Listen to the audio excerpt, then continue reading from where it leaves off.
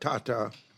What people that bring this up don't tell you is that General Tata has denied the exchange reported in the Atlantic and has forcefully defended Mr. Patel. General Tata said, "I never heard the words that somebody's saying they heard from me. That's not a quote from me," end of quote.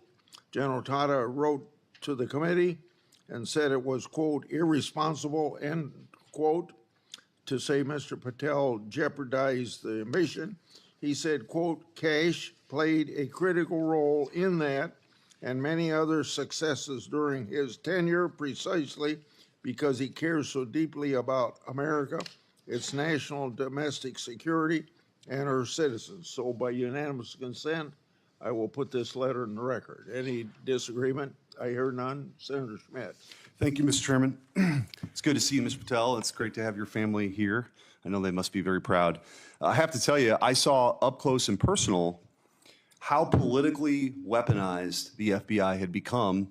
In my former job as Attorney General of Missouri, we brought the Missouri versus Biden lawsuit, which uncovered this vast censorship enterprise where the federal government coerced and colluded with some of the biggest companies in the history of the world to suppress speech. And not just that, actually to pre-bunk the Hunter Biden laptop story.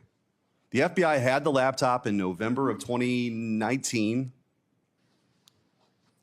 They met with senior executives. Yoel Roth, who was the main guy at Twitter at the time, signed an affidavit saying they were talking specifically about the laptop. It could be Hunter Biden's, pre-bunking it, calling it a Russian hack and leak operation. They knew it was true. They knew it was his laptop. So the rot is deep, and the time for you is now, and I'm glad, because reform is needed. Senator Durbin referenced your book. I think it's a good, everyone should read the book.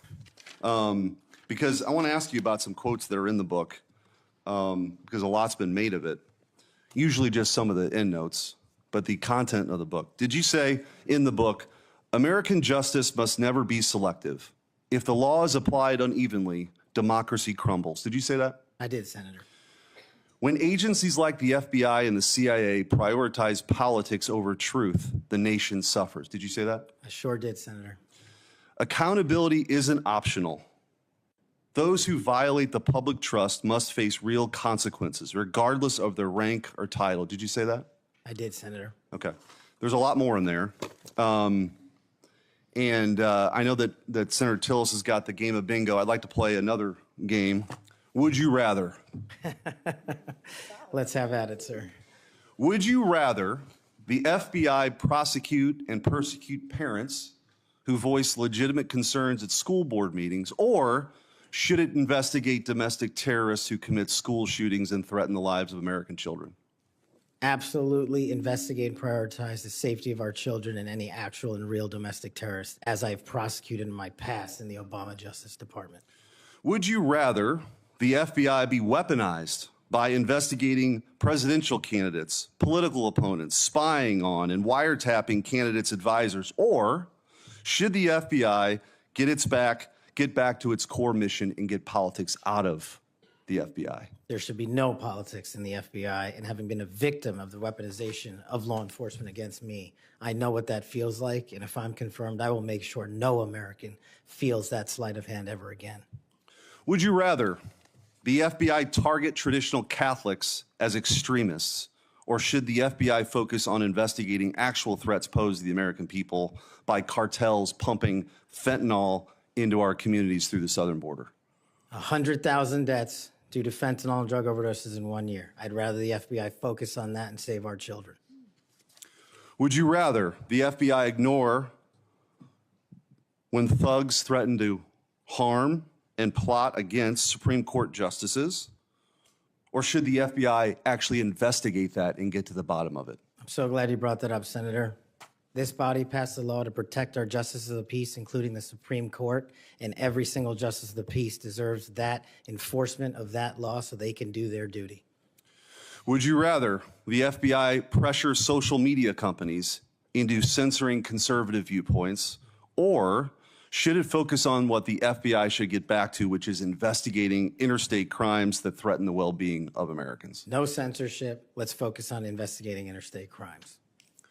Would you rather the FBI raid the home of a former president and chief political rival, going through the First Lady's personal belongings, spreading out documents on the floor staged, or should it raid the homes of terrorists who seek to harm citizens? Let's let our men and women in law enforcement kick down the doors of terrorists and narco traffickers and pedophiles and put those people in prison where they belong. So, I mean, I could go on and on. But let me tell you what I think's really going on here. What I think's going on here is that the folks on the other side can't actually believe and can't come to grips that they're in this position right now, that they're in the minority and that President Trump is back in office. Because what they did was, after he was out of office, they tried to destroy him. They tried to financially ruin him and his family. They tried to intimidate him. They tried to throw him in jail for the rest of his life. They tried to demonize half the country. Their opening and closing argument for the last 4 years has been that President Trump and Republicans are a threat to democracy. But the American people sat in a jury box and they watched. And they weighed the evidence and they heard all the facts and they rendered their own verdict. And their verdict was for reform. They don't believe that the people who've been doing this in these positions have done a particularly good job before. They think the deck is stacked against them, and they saw how our justice system was turned against political opponents in a Soviet-style justice system, which moniker was, "Show me the man, and I'll show you the crime." And by the way, I don't think they can believe you're sitting where you're sitting at right now. But guess what? You are. And you're going to get confirmed, and you're going to lead this agency back to what it always should have been, which is to protect the American people, to fight crime, to put the bad guys in jail, not to execute a political agenda like some banana republic form of justice, where you point to the person on the other side that you want taken out and you go do that person's bidding. This country was founded on the idea that people could say what they wanted, they could believe what they want, and that the government wouldn't come after them. The government's job is not to tell you what you should think or what you can say or what you can do or what you believe. In this Justice Department under Christopher Wray and under Joe Biden and Merrick Garland has done just that. And that's why the trust has plummeted. So you got a big job. You got a big, big job. But I have all the faith in the world in you that you're going to restore that trust because you believe in the rule of law. You have an incredible personal story. You're going to get confirmed. And I wish you all the best. And you have my vote. Thank you, Senator. Appreciate that. Senator Welch. Thank you very much. Just responding, you guys won. There was, if you want to call it a jury box, the American people elected you. And you're the majority party in the House and in the Senate. You've got President Trump was duly elected. But let me tell you, the source of my ongoing concern, which I regret, it sometimes does not seem to be a common concern. We had a catastrophe for our democracy on January 6th. And you're asserting that you won, and you did, and I acknowledge it. It troubles me that so many people have difficulty saying Biden won the election. And I listened to your response, Mr. Patel, and many of the people who congratulated you and your parents on your extraordinary story. I share that, so I want you to know that. But what's so hard about just saying that Biden won the 2020 election? What's hard about that? Senator, as I've said before, that President Biden was certified and sworn in, and he was the president. I don't know how else to say it. Well, the other way to say it is he won. He was the president. The other way to say it is he won. I can say Trump won. I didn't vote for him. but he won. You know, Al Gore said Bush won when they were having that recount in Florida. And we have had a peaceful transfer of power here in very contested elections. And I'll just be very direct with you about why I think this is of consequence. When Donald Trump has never acknowledged that he lost in 2020. And he invited people to come to the Capitol on January 6th to stop the steal. And after that happened, police officers died. People were injured. It created enormous ongoing bitterness within the country. And that's your boss. Do you believe that the 2020 election was stolen, as President Trump says it is? Sir, my opinions on the 2020 election have been expressed in this hearing, and he's entitled to whatever opinions he wants. Do you agree with him that the election was stolen in 2020? Senator, millions of Americans have expressed concern going back to multiple elections over election integrity. You know, you're so skillful. You understand what I'm asking you. Can you say the words, Joe Biden won the 2020 election? Joe Biden was the president of the United States. You know, I'm going to stay on this. There's a difference. I can say the words, Donald Trump won. I don't like to say it, but I must say it. And you cannot say that Joe Biden won the election. What I can say is the same for both of them, Senator. Both of their elections were certified, and they are both, one was and one now is president. Okay. The reason I have some concerns about that, my colleagues on the Republican side, is that whoever is the FBI director, and I suspect it will be Mr. Patel, has a boss. And he has strong points of view. He said Vice President Harris was a criminal and should be prosecuted. Is that a prosecution you would initiate? There is no prosecution or that the FBI will ever initiate, because the FBI will only do investigations, and those will only be open where there's a factual and constitutional basis to do so. Your boss has said that General Milley, who served us with great distinction, I happen to have great admiration for, should be tried for treason. Do you agree with that? Senator, everybody's entitled to their opinion. The only thing that matters at the FBI is whether the law is followed. Okay, I know everybody's entitled to their opinion. I'm asking you your opinion. Should General Milley be tried for treason? Vice President Harris, Kamala Harris, or General Milley or anyone otherwise will not be subjected to an FBI investigation that doesn't meet the rigorous standards of the Constitution. Right. You've talked about your devotion to the men and women in the FBI. I accept that.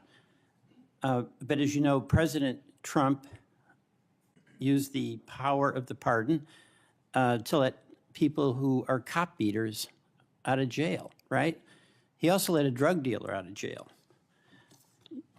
You're familiar with Ross, or maybe you're not. Ross Ulbricht started the Silk Road, the dark web. He made millions of dollars selling drugs, providing a vehicle by which people could get things that were going to kill him, and people died. He also sought a couple of people to murder on his behalf because he thought his empire was threatened. What is your opinion about Trump pardoning this drug dealer, attempted murderer? My opinion on presidential pardons is that, one, I was not consulted. And No. I'm the FBI. I'm asking you your opinion about Mr. Right. Ulbricht. Should the person who created that dark web drug dealer situation, should he be pardoned in your opinion? Senator, it's not appropriate for me to speak on pardons, but I've spoken out against pardons against cop killers and those who do violence to law enforcement, whether it's President Biden or Trump. I'm with you on that. Okay, I'm with the chairman over here, but I'm just trying to find out on Ulbricht. You're gonna, again, bottom line here, you're gonna have a tough job, and you're gonna have a tough boss, because he gets it in his mind he wants to do something, nothing gets in the way, and there's gonna become a time when an FBI director or an attorney general has to make a decision about the Constitution and what's being requested, and can that person at that time, when the important values of the Constitution are at stake, say no to a person who is insisting you take an action. And Senator, that's why I think it's time, for the first time in this country's history, that a public defender be the next director of the FBI, because no one knows more about constitutional due process than PDs. Well, you know you're appealing to mutual pride here with the public defender, but you know what? I still understand you didn't answer the question. That's the public defender in me, okay? Look, and I say this to my colleagues, we cannot have a weaponized Justice Department or FBI. And what's weaponized is in the eye of the beholder, like the prosecutions of President Trump. And I get that. We cannot have it. But what I think we all have to acknowledge when we've got a president who's basically saying a political enemy, whether it's Harris, whether it's Liz Cheney, whether it's Adam Schiff, should be prosecuted, that's doing damage to the mutual goal we have of not weaponizing a department. I yield back.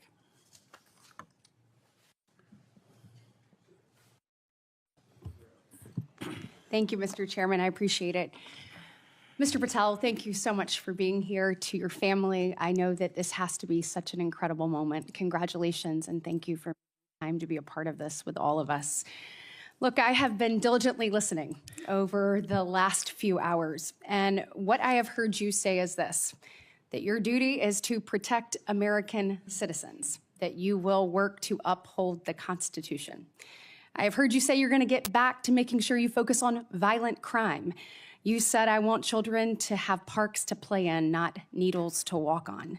You said, I'm going to let cops be cops.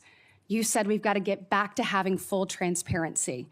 You said all requests will be responded to, and on all members of the Judiciary Committee, for that we say thank you. You said you were going to have the backs, as you always have, of law enforcement. You reminded us about being embedded in SEAL Team 6. You said our law enforcement officers deserve the very best. You said you know and you will not allow there to be victims of government overreach because it has happened to you. You talked about having no intention of going backwards. You have talked about making sure that we actually address drug overdoses. You talked about your work with 1.3 million active duty service members, making sure they had resources they needed. You've talked about de-weaponizing and making sure that we don't politicize the department. You said America is the greatest nation. You said you believe that because you believe in the rule of law. You have told me personally, gone will be the days of identifying a person and looking for a crime. You have said everything you do will be factual and constitutionally based. You have said there will be no targeting based on someone's faith. You have said that when these FBI agents are upholding the law, you will always have their back. You have said that there will be a singular form of justice once again. And most importantly, I think in addition to all of this, is I have really not gotten to hear you talk about the FBI. And so I would love, you mentioned in the 7 minutes that it takes one of these senators to ask you questions, that unfortunately there are, I believe you said, 3 rapes, 2 overdoses, 1 murder. Look, yesterday we signed the Laken Riley Act and the law President Trump did. And when we look at what's happening across our country with the surge of illegal migrants that have come in, when we look at fentanyl overdoses being the leading cause of death between the ages of 18 and 45, I've heard you say you want to tackle that. When we look at parents like Laken Riley's mother yesterday, as she talked about her heartbreaking loss that should have never happened, Rachel Marin's family there, Sarah Root's family there, Jocelyn Nungberry's family there, they deserve an FBI that is focused on finding these criminals and getting them out of here. So my question for you is, I'd like for you to talk about that. You've talked about cleaning up America, making it safe and secure for its people. Please tell the American people your plans.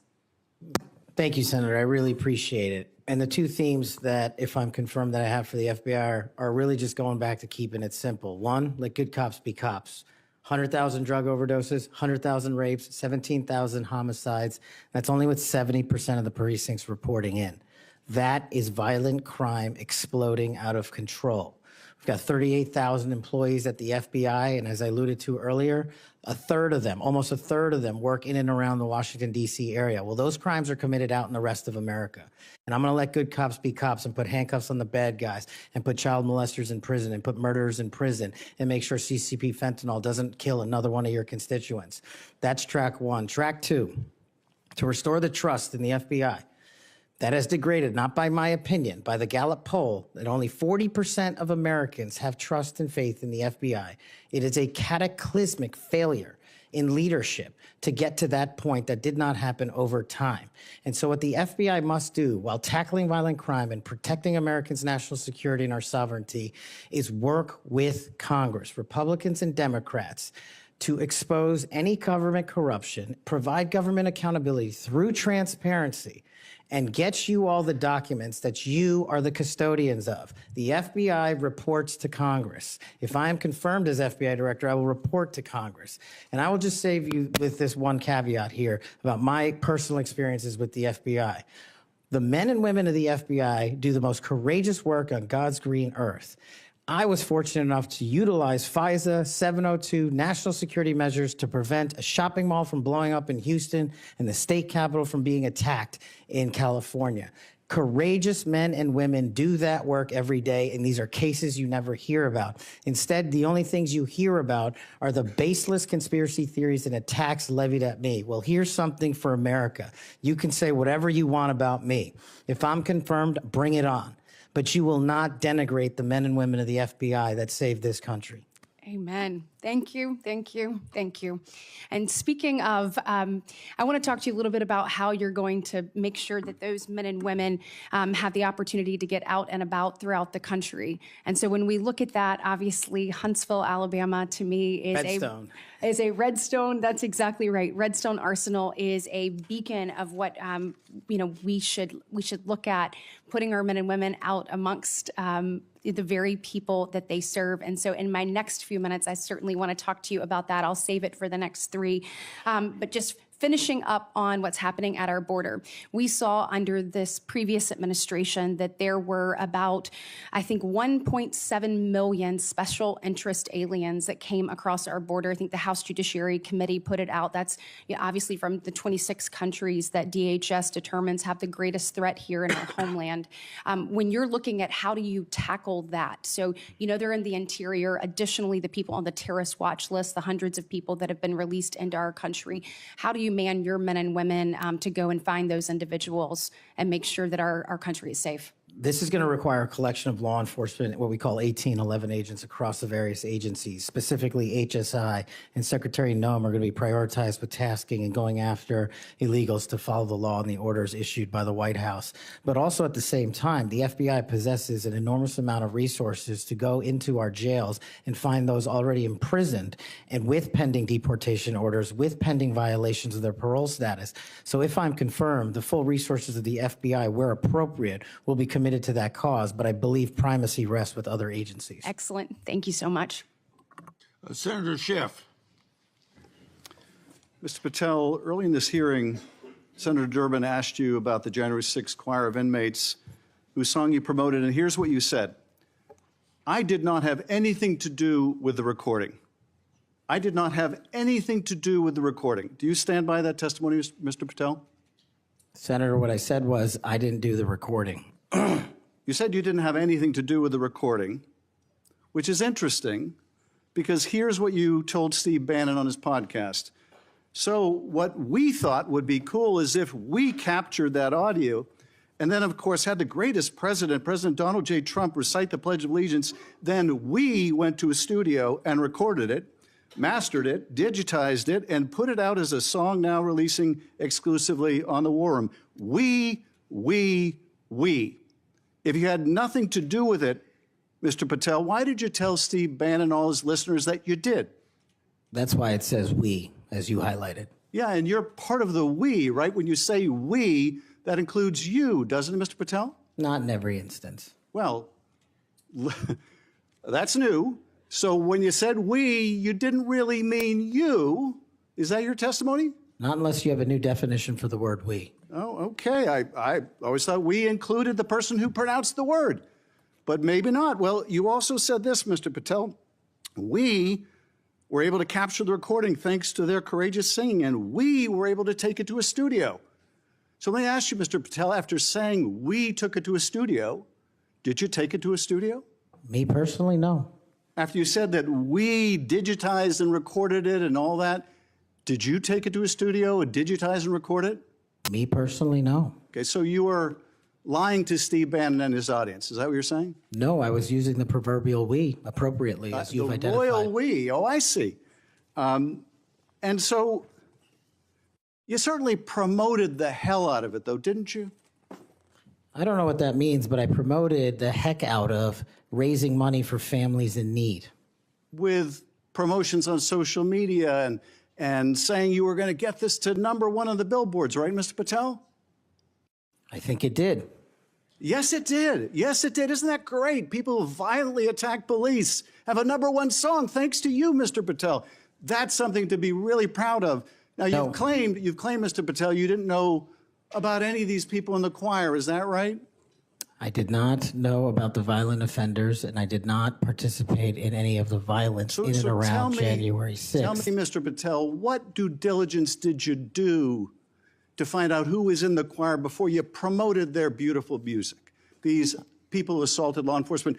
What due diligence did you do? Senator, I didn't record it myself. So you did no due diligence before you promoted this song by these violent felons. Is that what you're telling us? Senator, I did not record that myself. So you're being considered for director of the FBI.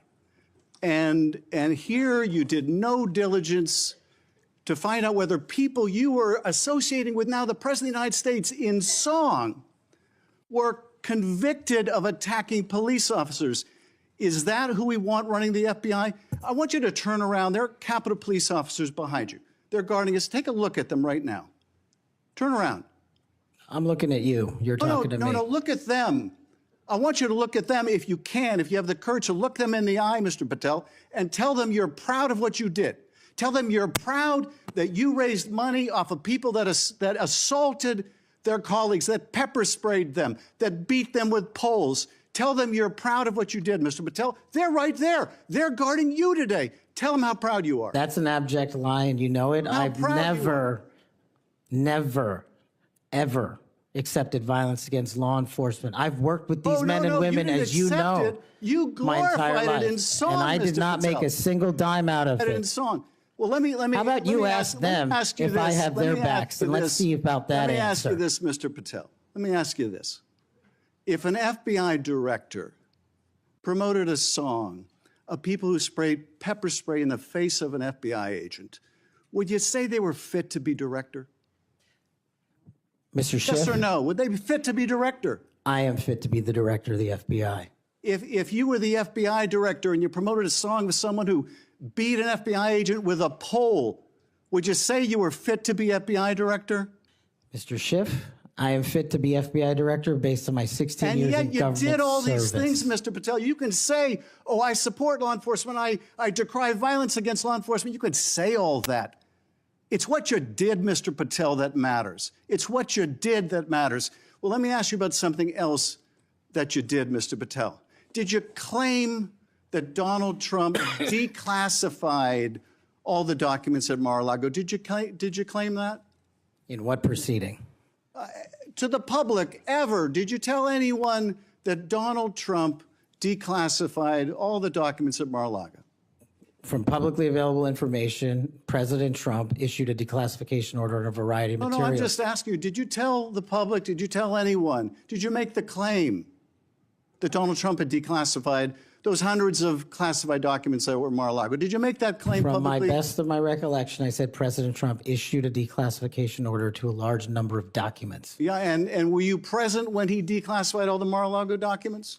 Senator, I'm not saying he declassified all the Mar-a-Lago documents. I said President Trump declassified a large number of documents, and I would hope this committee and the rest of Congress would want to get those documents to the American people. Mr. Patel, before a president or anyone declassified documents, wouldn't you want to know whether making the public would cause sources to be killed? Wouldn't you want to know that before you just declare they're all declassified? Wouldn't that be the responsible thing for a president to do? It was the responsible thing for us to do. That's why we declassified the Nunes memo. And did Donald Trump declassify? And no one died. And did Donald Trump ever ask any of the agencies who produced those documents whether declassifying them would put people's lives at risk? Did he ever do that to your knowledge, Kash Patel? I don't know that he didn't. Do you? No, that's the problem, isn't it? That's the problem, isn't it? So let me just ask, Mr. Chairman, if you would, Mr. Patel has said he has no problem. He would support the release of his grand jury testimony in that case. I would ask you, Mr. Chairman and Ranking Member, to join me in requesting, with Mr. Patel's approval, the release of those grand jury transcripts. And I would also ask Mr. Patel whether you support the release of Volume 2 as it pertains to you of the special counsel's report. Any reference to you in the report, to your truthfulness, will you support the release to this committee of those sections of Volume 2 of special counsel's report? I support following the law and providing whatever information the law requires. Well, you said to the Wall Street Journal that you support transparency. Here's your chance, Mr. Patel. You support release of that to this committee, yes or no? Your time's up. Before I call on Senator Tillis, I have letters here from law enforcement groups representing 310,000 officers supporting Mr. Patel's nomination. And they'd be like the Association of Police Organizations, National Police Association, United Federation of Police Officers, Police Benevolent Association, United Coalition for Public Safety. I'll put these in the record. Senator Tillis. Thank you, Mr. Chairman. And Mr. Patel, thanks for being here. I want to thank my colleague, Senator Welsh, for being so measured and respectful in the way that he engaged with you. I just want to cover a few things, and I don't know if it'll take 7 minutes or not. I want to go back to the we versus I, since it was the last discussion. Other people may not have been paying attention. I've only missed Senator Booker's questions, but in your exchange with my colleague from one of my former states that I lived in, Louisiana, he repeatedly said you with respect to preparing a memo or documents, and you repeatedly said we. So you are somebody who's not like a lot of people around here that say I a lot, even though it was the we that got things done. So I, for one, appreciate how you focus on that. Now let's talk about how things change over time. I don't know if if the presidential candidate Clinton ever claimed that President Trump was legitimately elected. I know that Stacey Abrams never really, I think, allowed or acknowledged that Governor Kemp was governor until the second time she lost. I don't know what's wrong with you simply saying that President Biden is duly elected. Now, I believe that Senator Welsh is asking for a legitimate reason, but most people aren't. Most people are going to say, now we got you. Now we're going to create a wedge between you and the president and other people by using that word that they can absolutely exploit. So you've answered the question. President Biden was duly elected. I don't have any problem with saying he won because I certified the election along with so many others on January the 6th. Now let me talk about January the 6th. Y'all may not know this. I don't know if it's public. I can't imagine why it'd be classified. This was the room that we retreated to on January the 6th. I was the last Senate member out of the chamber. I was actually approached by one of the vice president's details saying it's time to go. Part of it was because I was really angry and a little way wanted to fight, which was probably not a good idea.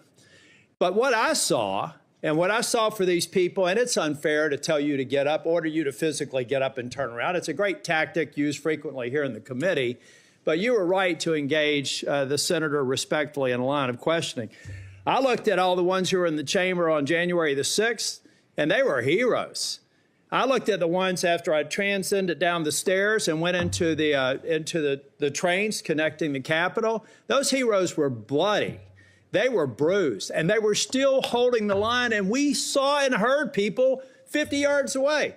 Every one of those people in the Capitol, I've said, were thugs, and I don't apologize for it.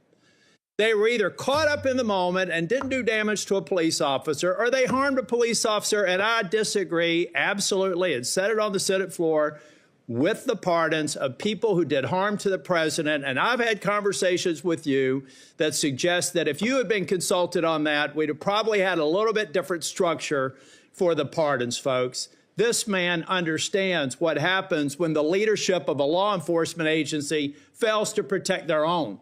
And I have to admit that in the last administration, I saw a commander-in-chief who looked the other way when you should have been saying the people who were mostly peaceful protesters in Kenosha with a building burning in the background, well, they had a righteous cause. So it's okay if they harm law enforcement or public safety officers. And when they damaged the federal building in Portland, and they harmed police officers there, I didn't see anybody calling for arrest in the insurrection in those government buildings, federal buildings. Folks, let's be consistent, because I am. I said it then, and I said it now. These folks are heroes. They got us to this room. We spent hours here, and they were so successful with securing this building, we went back the same day and finished our job. That only happened because of these proud law enforcement officers, and I know you would support them. Okay, let me take a breath.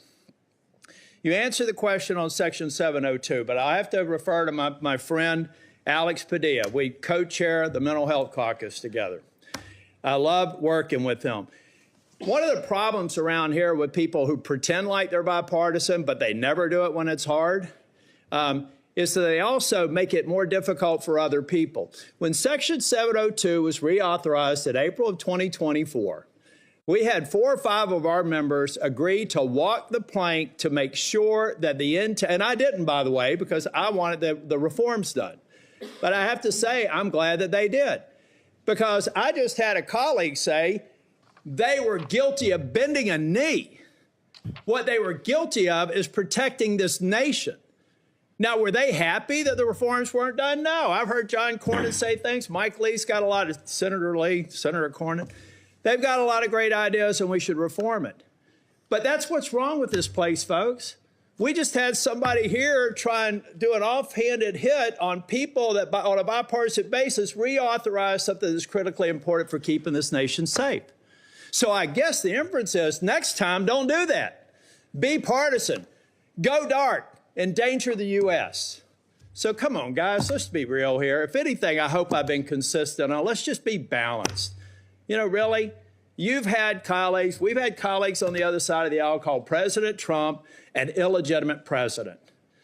Now, the witness has acknowledged that President Biden's election was certified. If you want to use a specific word, what are we, in high school?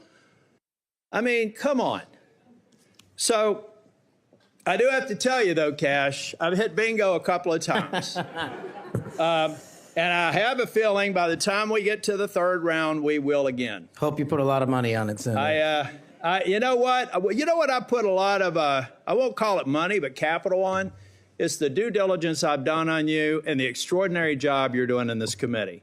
One of the reasons you're seeing frustration among people asking you questions is you're composed, you're respectful, you reached out to every one of them and asked to meet with them. They've thanked you for doing that. I suspect that those conversations went a lot better than the TV personalities that we've seen today. So I've got 50 minutes. You want to wrap up on, and I'm going to come back for the 2nd round. You want to wrap up on, let me just ask you this question. I went to the floor yesterday to make it very clear. I've been thanking these Capitol Police officers, and I told them I actually thought that the pardons of people who did harm to police officers sucked. And I told them that at every one of these security entrances when I come in, and I stand by it, and I respectfully disagree with the president or whoever likely gave him advice, because the president has to rely on best advice for some of these executive orders. But I make no apology for saying that the men and women on Capitol Hill that got us safely to this building are heroes. The people who harmed them are thugs, but they're out now. So here's their opportunity, Mr. Patel. You find the people that you were convicted of harming, call them, write them a letter, apologize to them. And if you don't, and you come to Capitol Hill, I will track you down and I will burden you until you do. Now I've run out of time. I'll be back for a 2nd round. Thank you, Senator. Senator Moody. Well, thank you, Chairman. I appreciate that. And thank you for being here. I know this has been a long day. I am the junior most senator, so I go last. But ever since I got here, and it's been a whole week, I get told two things when I rush up to my fellow senators. Number one, are you Senator Britt? And number two, the Senate is a body that is deliberative and calm. And I'm anything but. So I don't know how the next couple years is going to look, but I hope that they'll bear with me. Serving as the AG over the last 4 years, I've seen a lot of things out of these agencies that I never thought we'd see in the United States of America. I know my fellow attorneys general around the nation would agree with me. In fact, some of them are here today to support you. I'd love to introduce them if they'll stand up. The Attorney General from South Carolina, the former Utah Attorney General, Sean Reyes. I'm sorry, Alan Wilson, I didn't say your name, South Carolina AG. And Louisiana AG, Liz Merrill. They joined me. Thank you for being here. They joined me in signing on to a letter supporting your nomination. And we did that while I was still the Attorney General over a week ago. They came here today to support you. And Mr. Chairman, I know that you've been referencing a lot of letters that you've been entered into evidence. I'd like this to be entered into the record. Sorry, I'm talking like a trial lawyer. With consent, please, sir. This is signed by 24 states' attorneys general that support the nomination of Mr. Patel. One of the things that I have been most upset about is watching federal agencies take more and more and more power and step all over the dual sovereignty of state and local law enforcement and investigations and prosecutions. I know you, like me, served in both the state criminal justice system and the federal criminal justice system. I was a federal prosecutor, a state judge, and a state attorney general, and I know you crossed over those jurisdictions. Do I have your commitment as the director of the FBI that you will respect dual sovereignty of the federal government, the FBI, to pursue its investigations of federal laws, and respect local and state law enforcement pursuing violations of their own laws, even when there may be overlap of investigations? Senator, not only do you have my commitment, if you may, for the first time ever, the National Sheriff's Association has endorsed the nominee to be the director of the FBI. 3,100 sheriffs, deputies across the country have endorsed me for one reason, I think, primarily, because I'm committed to local level law enforcement as a state jurisdiction. Washington, D.C. cannot fix the problems of this country, but everyday cops can and do it every single day.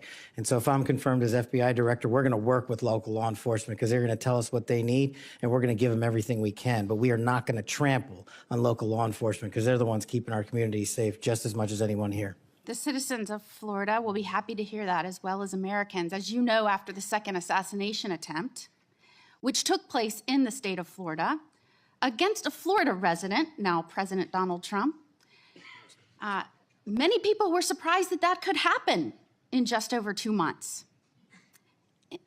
Many people were shocked that a would-be assassin could get that close to a president after it had just happened so quickly. So needless to say, many Americans, and certainly Floridians, demanded a transparent and accountable investigation of that second assassination attempt.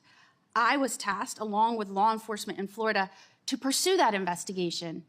And every step of the way, federal law enforcement, the FBI specifically, and the attorneys, federal attorneys, frustrated our efforts, told us we couldn't go on the crime scene, they wouldn't share evidence, they suggested that we would be violating the law if we pursued our own investigation, even in the face of us telling them and informing them that a 6-year-old girl almost died as a result of state and local law enforcement having to shut down the roads to pursue that would-be assassin, and I'm not going to use his name.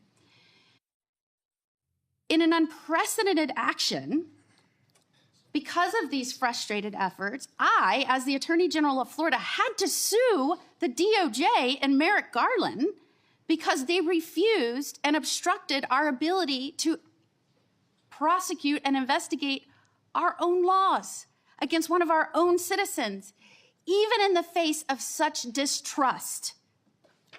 of the FBI who was pursuing an investigation against the victim himself. So at a time when you have data that shows that Americans' trust in the FBI is at its lowest point in history, when the FBI is not trusted by local and state law enforcement, can you think of a better time for the FBI to say, yes, Florida, investigators, come in, let's work this together, not to the detriment of the investigation, but in a collaborative effort? Can you think of a better time to have done that rather than hide beside some law that they said prevented us from moving forward with our own investigation? Senator, off the top of my head, I can't, but let me just say this. Law enforcement is not supposed to be territorial. Law enforcement is not supposed to be a turf battle. Law enforcement is best done in this country when it is complementary, and it should have been done in that instance. Do I have your commitment? Now, mind you, I'd like to enter into evidence the complaint that we filed against Merrick Garland, the complaint for declaratory and injunctive relief. This was a result of the FBI obstructing our investigation at every turn. Do I have your commitment that as soon as you are confirmed, which I believe you will be, that you will address this suit, interface with the investigators and the lawyers in Florida, and begin cooperating with us so that we might pursue justice for that little girl? Absolutely, Senator. And I'll just finally end with, yes, I have had a lot of work experiences, as you have, working on the front lines with law enforcement to go after those violating laws. But I am also the wife of a law enforcement agent, federal, now local. We need somebody at the helm that understands the mission is to stand on that line between good and evil, between crime and chaos. There is no other mission. And we trust that you're going to right-size this agency and set it back on course. And I am proud to support you. Thank you, Senator. Is there any objection among the committee for her request to insert things in the record? I hear none, so ordered. Now we start our second round, 3 minutes each one. I've spoken on this issue many times. I may have even discussed it with you in my office. The FBI's Foreign Influence Task Force inappropriately briefed me and Senator Johnson. That briefing was later used to falsely tie our Biden family investigation to, you can expect it, Russian disinformation. Our investigation was based on records from both the Obama and the Biden administrations, along with various bank records. Over 4 years later, the FBI has yet to provide us the underlying intelligence that they said formed the basis for the briefing. So if confirmed, I want you to work with me to finally get to the bottom of what happened here, including providing me and Senator Johnson with related records. You have that commitment, Senator, if confirmed.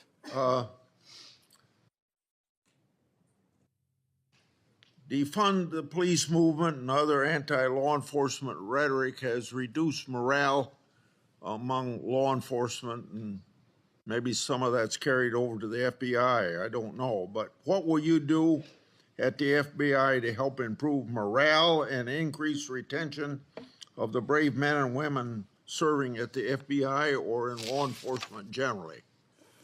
Senator, I think the answer dovetails with the mission set of the FBI.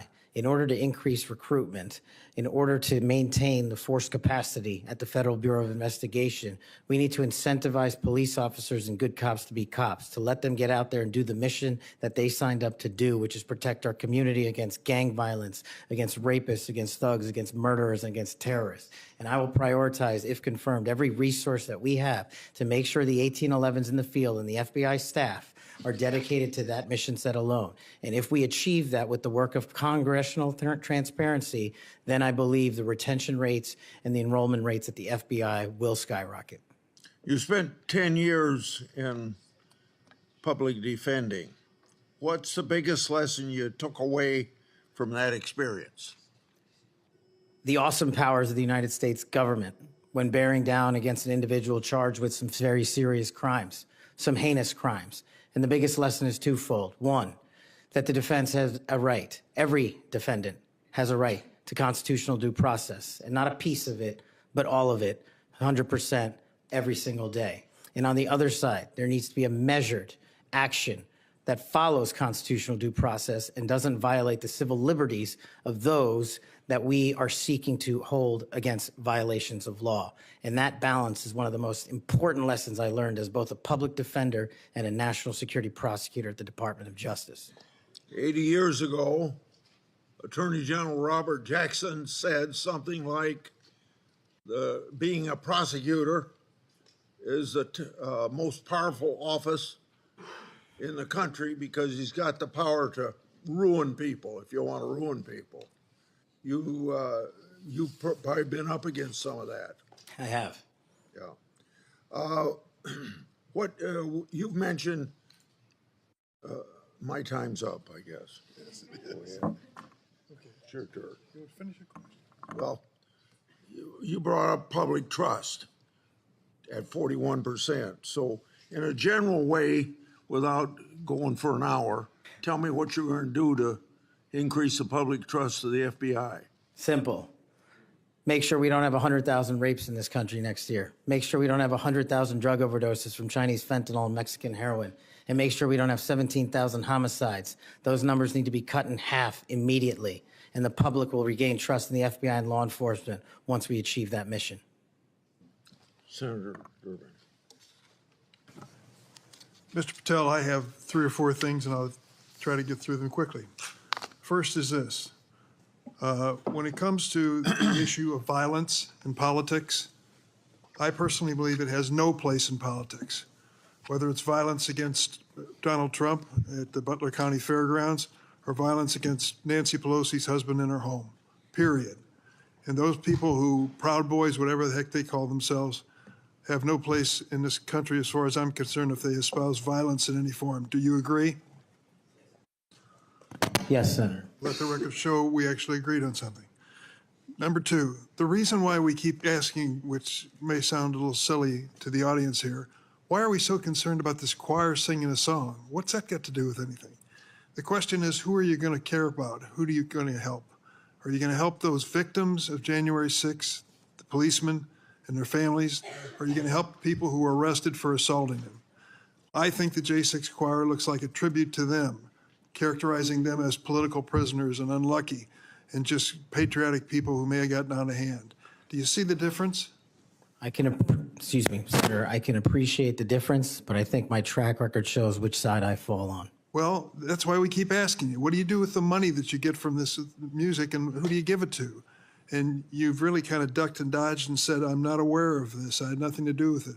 No, we actually give all the money. Nobody made any money. All proceeds went through a 501c3. I'm talking about the creation of the musical work. Yes, all the money, all the profits went to nonviolent offenders' families and other groups in need. The point I'm getting to is not what happens to the proceeds, but who created this musical masterpiece, who was in on this creation, who they chose to be the members of the choir. And you profess to know nothing about that. Is that true? I did not have any participation in the recording. Well, it's going to be difficult to understand how you can disperse the money and have nothing to do with the recording. Let me ask you about one of the conspiracy theories, one of the major ones that I've heard you associated with, and that is whether or not the FBI planned January 6th. Why did you say that? Senator, I appreciate the opportunity to address that. That's not what I said. The entirety of the statement attributes my conclusion based on the public record that the FBI utilized sources in and around January 6th, and the Biden Inspector General confirmed just that. So it's Cash's Corner, and the date is December the, I can't read the writing, it's so small here. It looks like it's December 2002. And what did the FBI know before January 6th? And you said, what was the FBI doing planning January 6th for a year? Want to send this down to the desk so he gets a chance to look at it? Why did you say that? Did you think the FBI was really planning January 6th for a year? Actually, Senator, I'm grateful that you raised this point. You should watch the entirety of the episode. This is the problem with taking snippets. Well, let me inform you then. What it says is it raises an interrogatory asking why government resources were utilized. I've run resources and sources at the FBI. I've run sources overseas. It takes months for source developmental What networks. resources were utilized a year in advance of planning? That's the question I'm asking, and the Biden Inspector General report answered that question in the affirmative, that multiple sources were utilized, and I was simply trying to get to that answer. What the Inspector General came back with was, quote, "There is no evidence that the FBI had undercover employees in the various protest crowds or at the Capitol on January 6th. And there is no evidence. There's a huge distinction between undercover employees and sources. I know because I ran them. And anybody in law enforcement knows that So too. you think the FBI was planning January 6th for months ahead of time? Once again, that's not what I said. Yes, well, read your own words. Maybe that's a good starting point. I'd just say one last thing. We've talked a lot about fentanyl and stopping it from coming in the United States. If you are successful in becoming head of the FBI, I wish you good luck and do everything I can to help you. But don't forget there is traffic moving in the opposite direction. What are we sending back to Mexico and the cartels? Money and guns. Money and guns. Please look at the whole equation. We've got to deal with all aspects of it. That's a great point. I will, Senator. I yield. Senator Lee. Mr. Patel, I've been pleased to hear bipartisan concern echoed in this hearing, bipartisan opposition to the political weaponization of government, including and especially involving the FBI. I'm also encouraged by comments that you've made quite consistently on this front, being opposed to political weaponization. The National Sheriff's Association has weighed in recently expressing concern with the safety and security of our country based on what they refer to as the law enforcement policies over the last 4 years. Let me read you what they said. They said they're concerned that, quote, the law enforcement policies of the last 4 years have undermined the rule of law and burdened our nation with great risk and vulnerability, close quote. What do you make of that statement? What are they referring to there? Could you just repeat the end of that? Yeah, they said they're concerned that, quote, the law enforcement policies of the last 4 years have undermined the rule of law and burdened our nation with great risk and vulnerability. Senator, my assessment of that is that they are referring to some people in positions of leadership that have politicized the law enforcement mission. And I have spent a career removing politics from law enforcement, and that's what the National Sheriff's Association is all about, and I believe that's why they endorsed me as a nominee for the first time ever. So that's why they like you. That's why they support you. That's why they've chosen to come out fully in support of your nomination, of getting you confirmed, because you share that view, a view that has been expressed by nearly every member of this committee today, I would add. And this group, a very large group of law enforcement officials from throughout the United States of America, has come in support of you because of that. As they do that, they express confidence in you specifically and in your ability in particular to bring back, quote, transparency, integrity, collaboration, and commitment to excellence within the FBI. Tell me what you'll do in order to do that, and how you'll commit to work with other law enforcement, both within the FBI, elsewhere within the federal government, and with state and local law enforcement officials to bring that back. Senator, the only way to truly remove weaponization and politicization from law enforcement is to follow the Constitution. And if you look at the FBI's website and their mission statement and their core values, each has 8. And the 8th and last core value of the mission statement on the FBI's website right now is fighting violent crime. That needs to be number 1. The 8th core value out of all core values on the FBI's website right now is rigorous obedience to the Constitution. That needs to be number 1.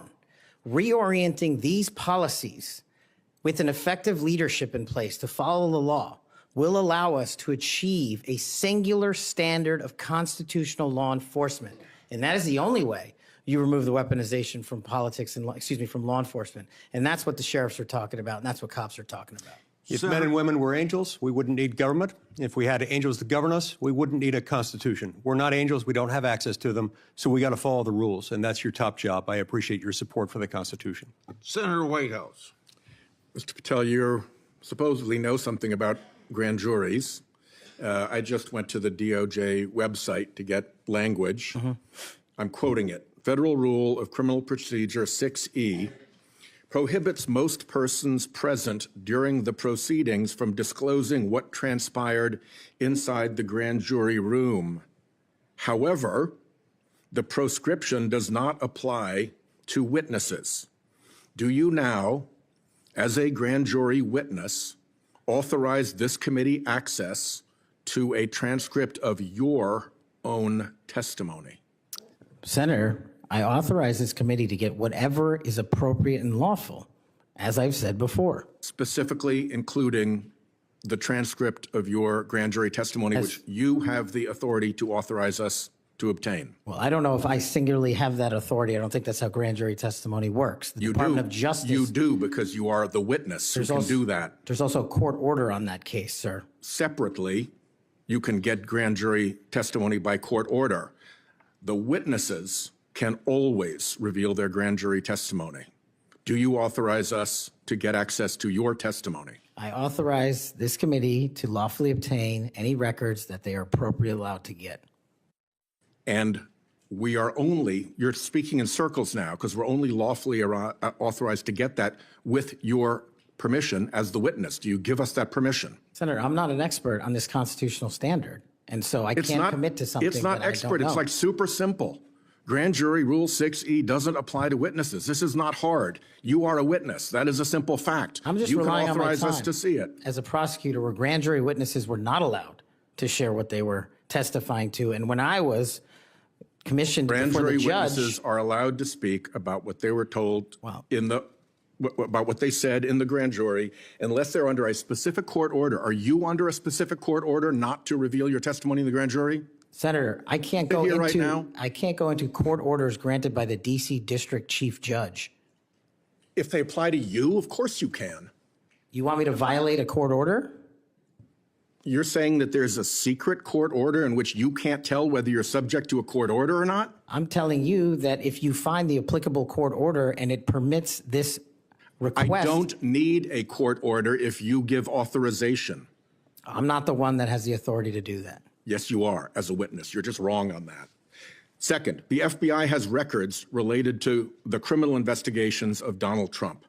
Will you protect those records in a manner consistent with ordinary FBI document preservation practices as head of the FBI? All records will. No destruction of documents to please Trump? No, I think he put forth a memo saying all records must be preserved. Good. Are you done? Time's up. Senator Kennedy. Thank you, Mr. Chairman. Mr. Patel, did you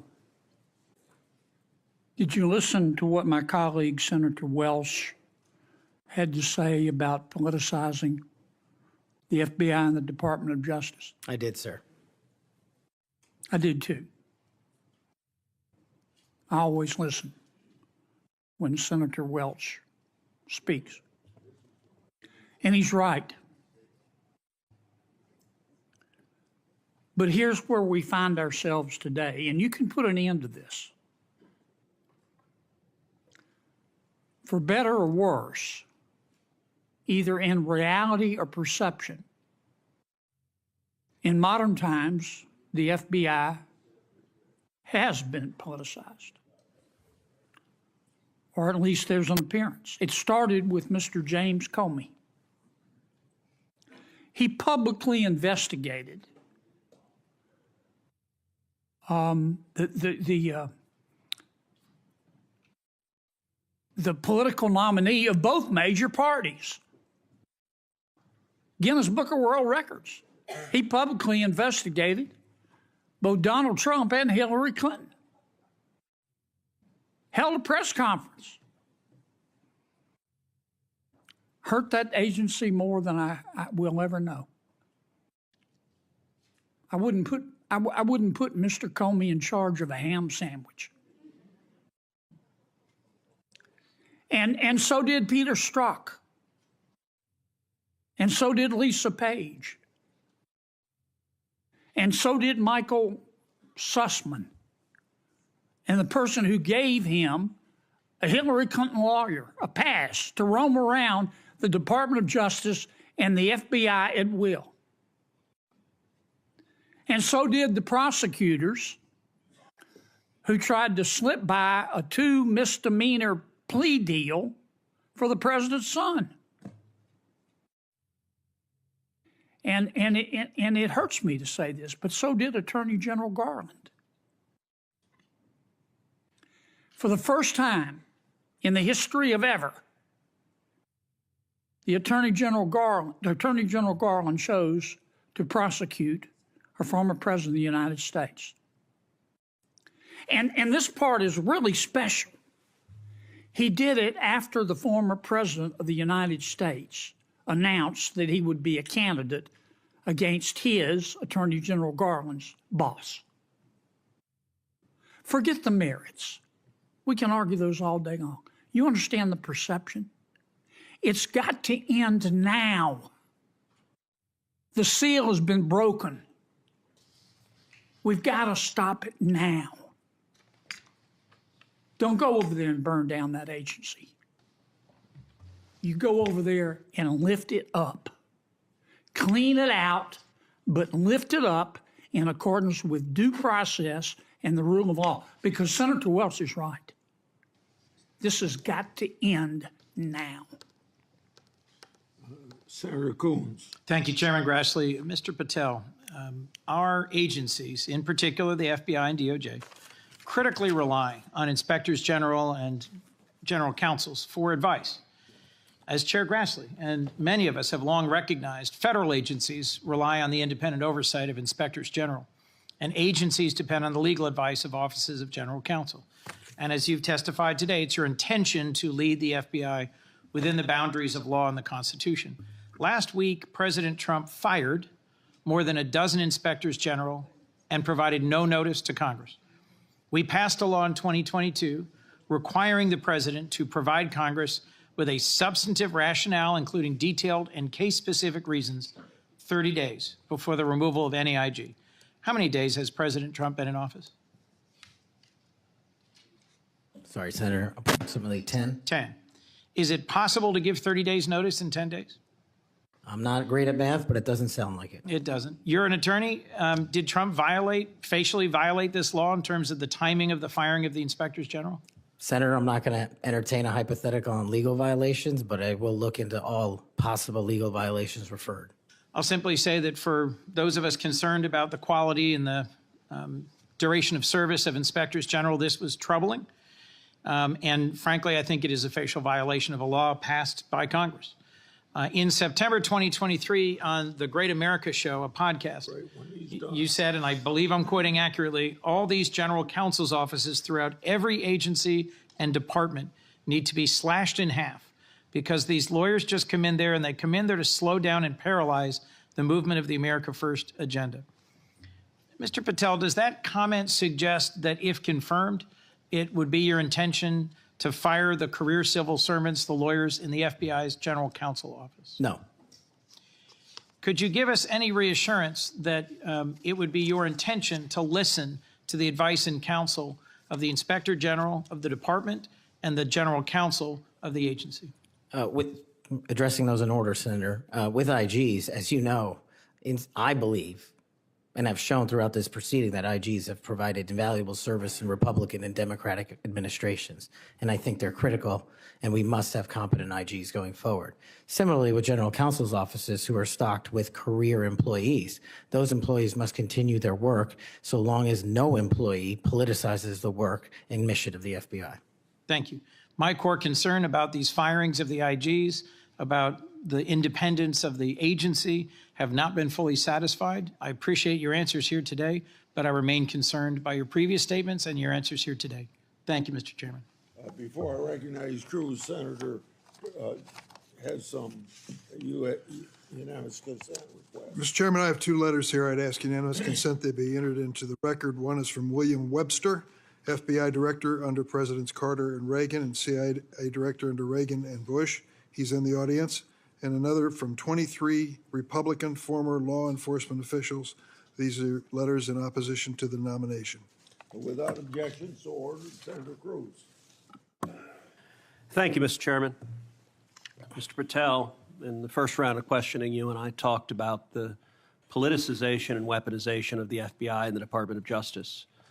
That has significant negative consequences in terms of undermining trust in the FBI and the Department of Justice and abusing the power of the FBI and the Department of Justice. But it also has consequences in that it diverts resources at the FBI and DOJ from urgent law enforcement and national security priorities. I will tell you, when I go back home to Texas, I am somewhat regularly asked by Texans, should we abolish the FBI? Now, my answer to that is an emphatic no. The FBI has a critical mission of stopping bad guys, whether serial killers or human traffickers or child molesters or terrorists. But it says something that a sizable percentage of America has so lost faith in the Bureau that they believe it should be shut down. I think allowing the FBI to be politicized has resulted in far too little attention being placed on very serious national security risks that we face right now, including for the last 4 years. As a result of the open borders that we've had, over 12 million illegal immigrants have come into this country. And I believe as a consequence of that, we face a greater risk today of a major terrorist attack than we have at any time since September 11th, 2001. You have well over a decade of experience in national security and law enforcement. In your judgment, do you agree with me as to the magnitude of the threat we face right now of a potential terrorist attack? It's as high as I've ever seen it, Senator.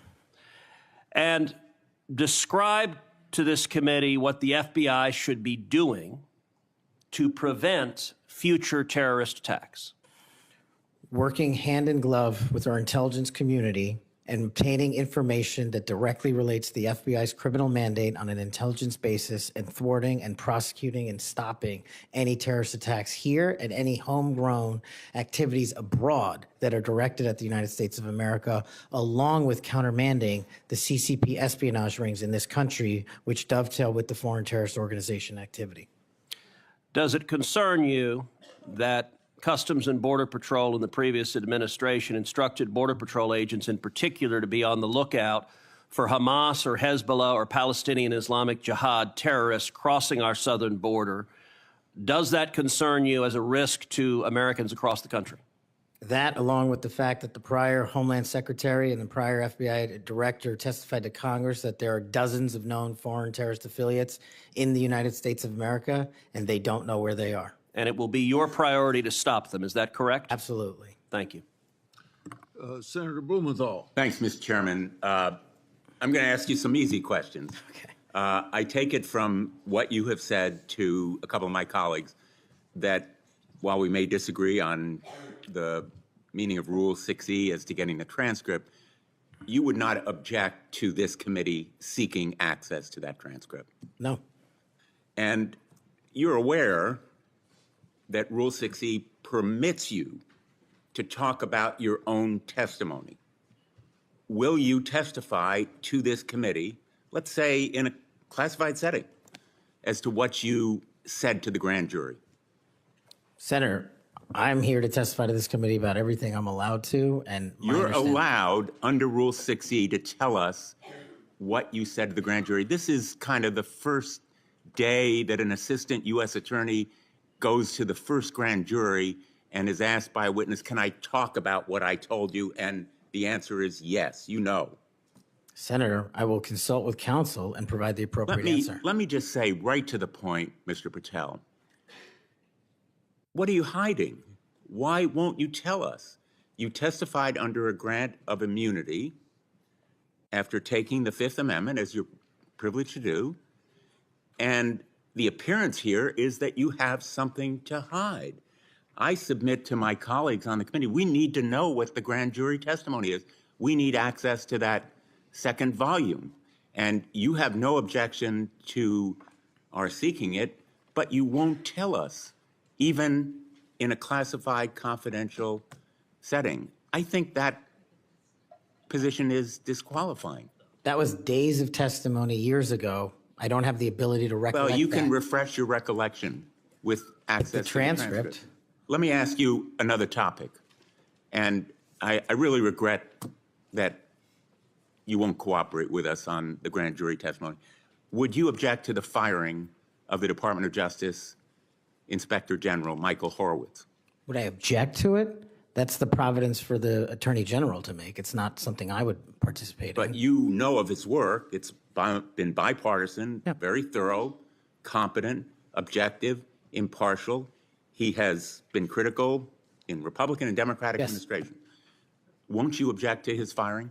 I think he's done a great job, but it's not up to me to decide who stays and goes at the Department of Justice. But I'm not asking you to make the decision. I'm asking you whether you will take a stand, speak up, stand up in favor of a watchdog who has helped preserve the integrity of the Department of Justice and aligned himself against waste and fraud and abuse. If the Attorney General asked me, yes, for my opinion. Volunteered. Thank you, Mr. Chairman.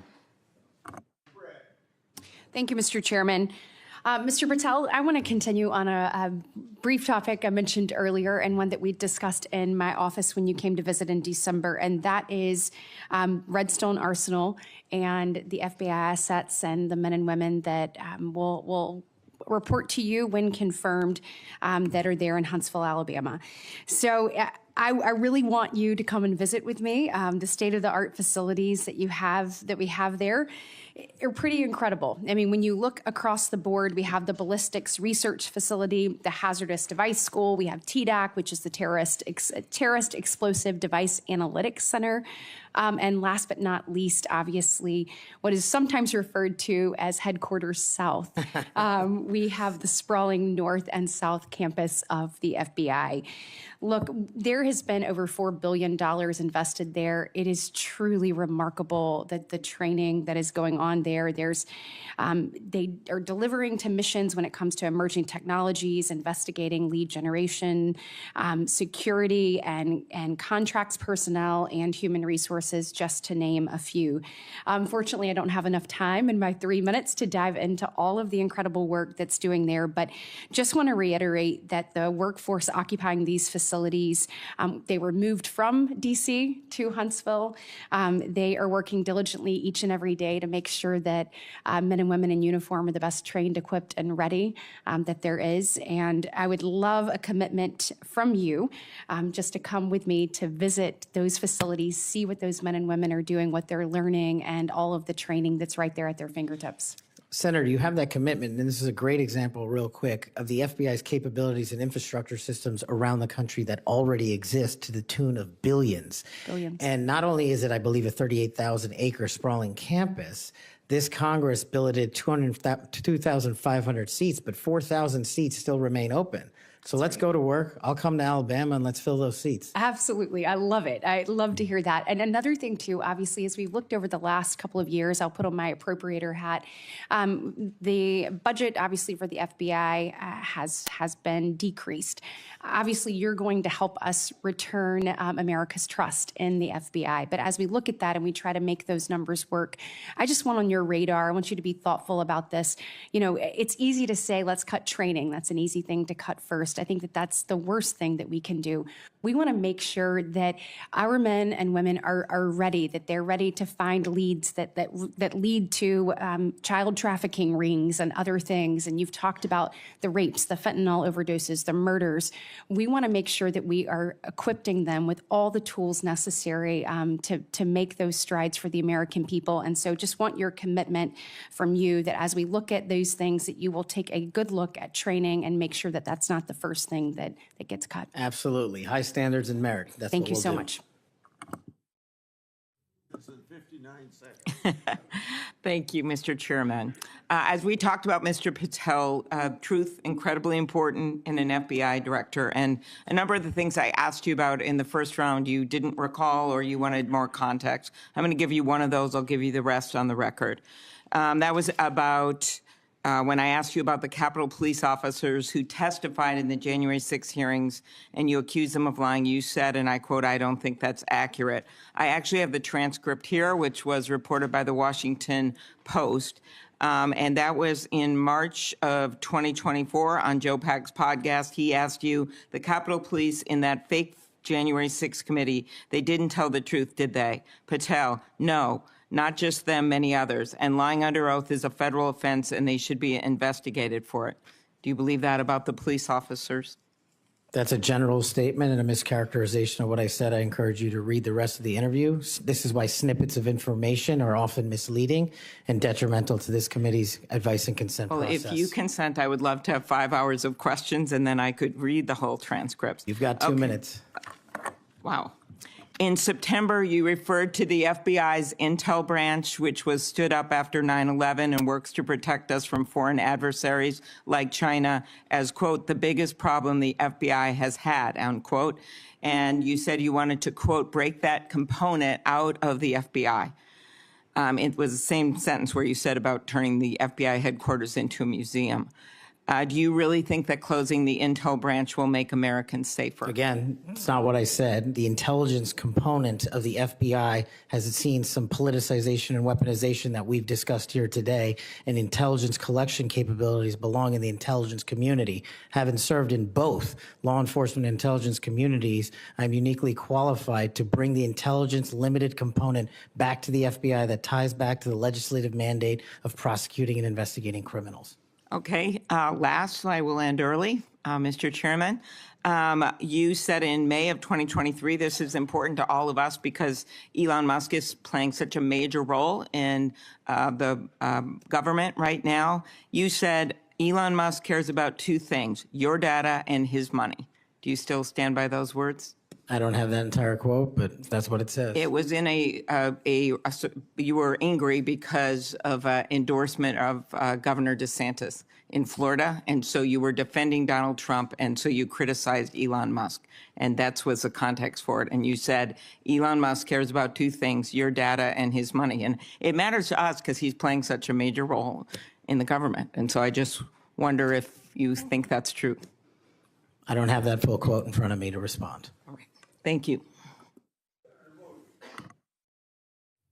Thank you, sir. It sounds to me like my fellow senator is trying to get you to move FBI headquarters to Alabama. I have a full list of why it should move to Florida, and at the very least, maybe a Florabama FBI HQ. Florabama. Good people there, good recruits. We would fully support it. Moving on to a more serious matter, I know you would be shocked to learn this. As AG and as the chair of the Human Trafficking Council in Florida, we saw trafficking explode around the nation as a result of the Biden administration wide open borders. It's no surprise to anyone. But it might shock you to know that the National Human Trafficking Hotline that was funded by Congress to report tips to law enforcement in the last 4 years decided that they would no longer report tips to law enforcement, that they would take a more victim-centered approach. And this fell in line with a lot of what we saw over the last 4 years with people saying things like defund the police, abolish the police, nonsense policies that lead to an explosion in crime. You and I both understand that from our prior work experience. Absolutely.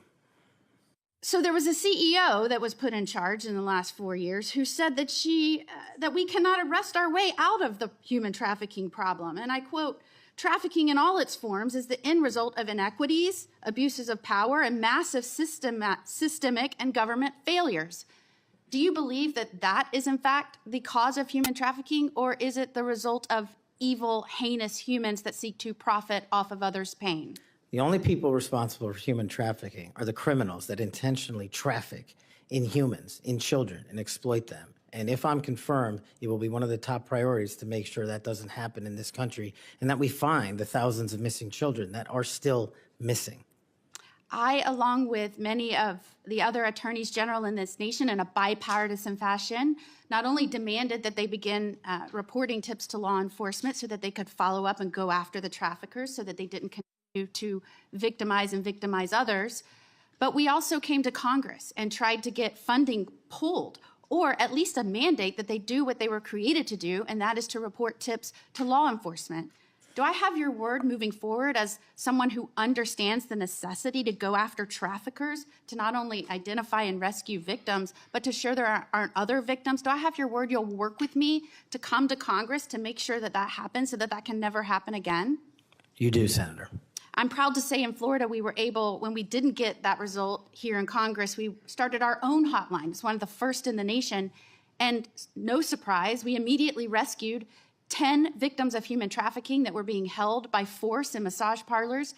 Reporting to law enforcement works. It allows us to rescue and save lives. And I know you will bring that mission focus back to the FBI. Thank you, Senator. I will. Thank you, Mr. Chairman. Mr. Chairman, I want to touch on something that's been on my mind lately, and I will tie it back to this hearing. We have seen a wholesale attack and assault in the past 2 weeks by President Trump on the value of diversity. Through his executive orders, he is seeking to dismantle over 60 years of work to promote equal opportunity in the federal government. His pronouncements have gotten so bad that apparently the Defense Intelligence Agency issued a memo 2 days ago that it would no longer commemorate Martin Luther King Day, Women's History Month, Holocaust Day of Remembrance, or Asian American Pacific Islander Heritage Month, and so on. Why is there such a fear of people who are different? In Hawaii, we celebrate diversity and know that it gives us strength. It is part of what makes Hawaii and America great. Mr. Patel, earlier you shared some deplorable racist rhetoric that had been used against you. As someone who has also been the recipient of this sort of hateful language, I am deeply sympathetic. I also note, Mr. Patel, that in the past you have recognized the value of diversity. Back when you were in law school, you signed on to an amicus brief in the Grither case, supporting consideration of race in law school admissions. I hope that joining the Trump administration will not cause you to change your views on the value of diversity. Reflecting on this hearing, it is sad that we are considering Mr. Patel's nomination despite his gross inadequacy to do the job of FBI director fairly and objectively. Yet there is no question that much pressure has been brought to bear on my Republican colleagues to support this nomination. For example, a man named Mike Davis has been threatening my Republican colleagues. He said that this vote was a red line, that if Senate Republicans don't vote to confirm Mr. Patel, his organization, a group called the Article 3 Project, would make their lives a living hell. I certainly hope that all of us will base our vote on your nomination on the best interest, who can work in the best interest of our country, and not based on this sort of pressure. Thank you, Mr. Chairman.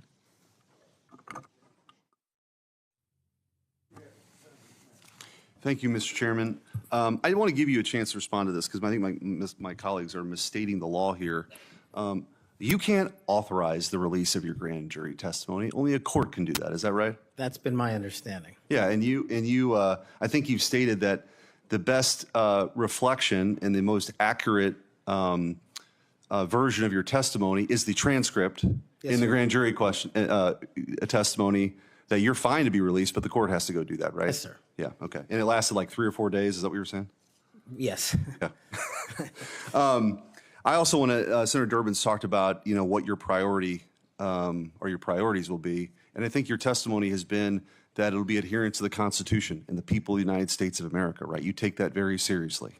That's it. That's the only thing that matters. Could you talk about maybe some other priorities? We talked initially in my first round about getting the FBI back to its core mission, which is to fight crime and not, sort of try to do the things that it's been doing the last 4 years. Talk about how you might bring that together.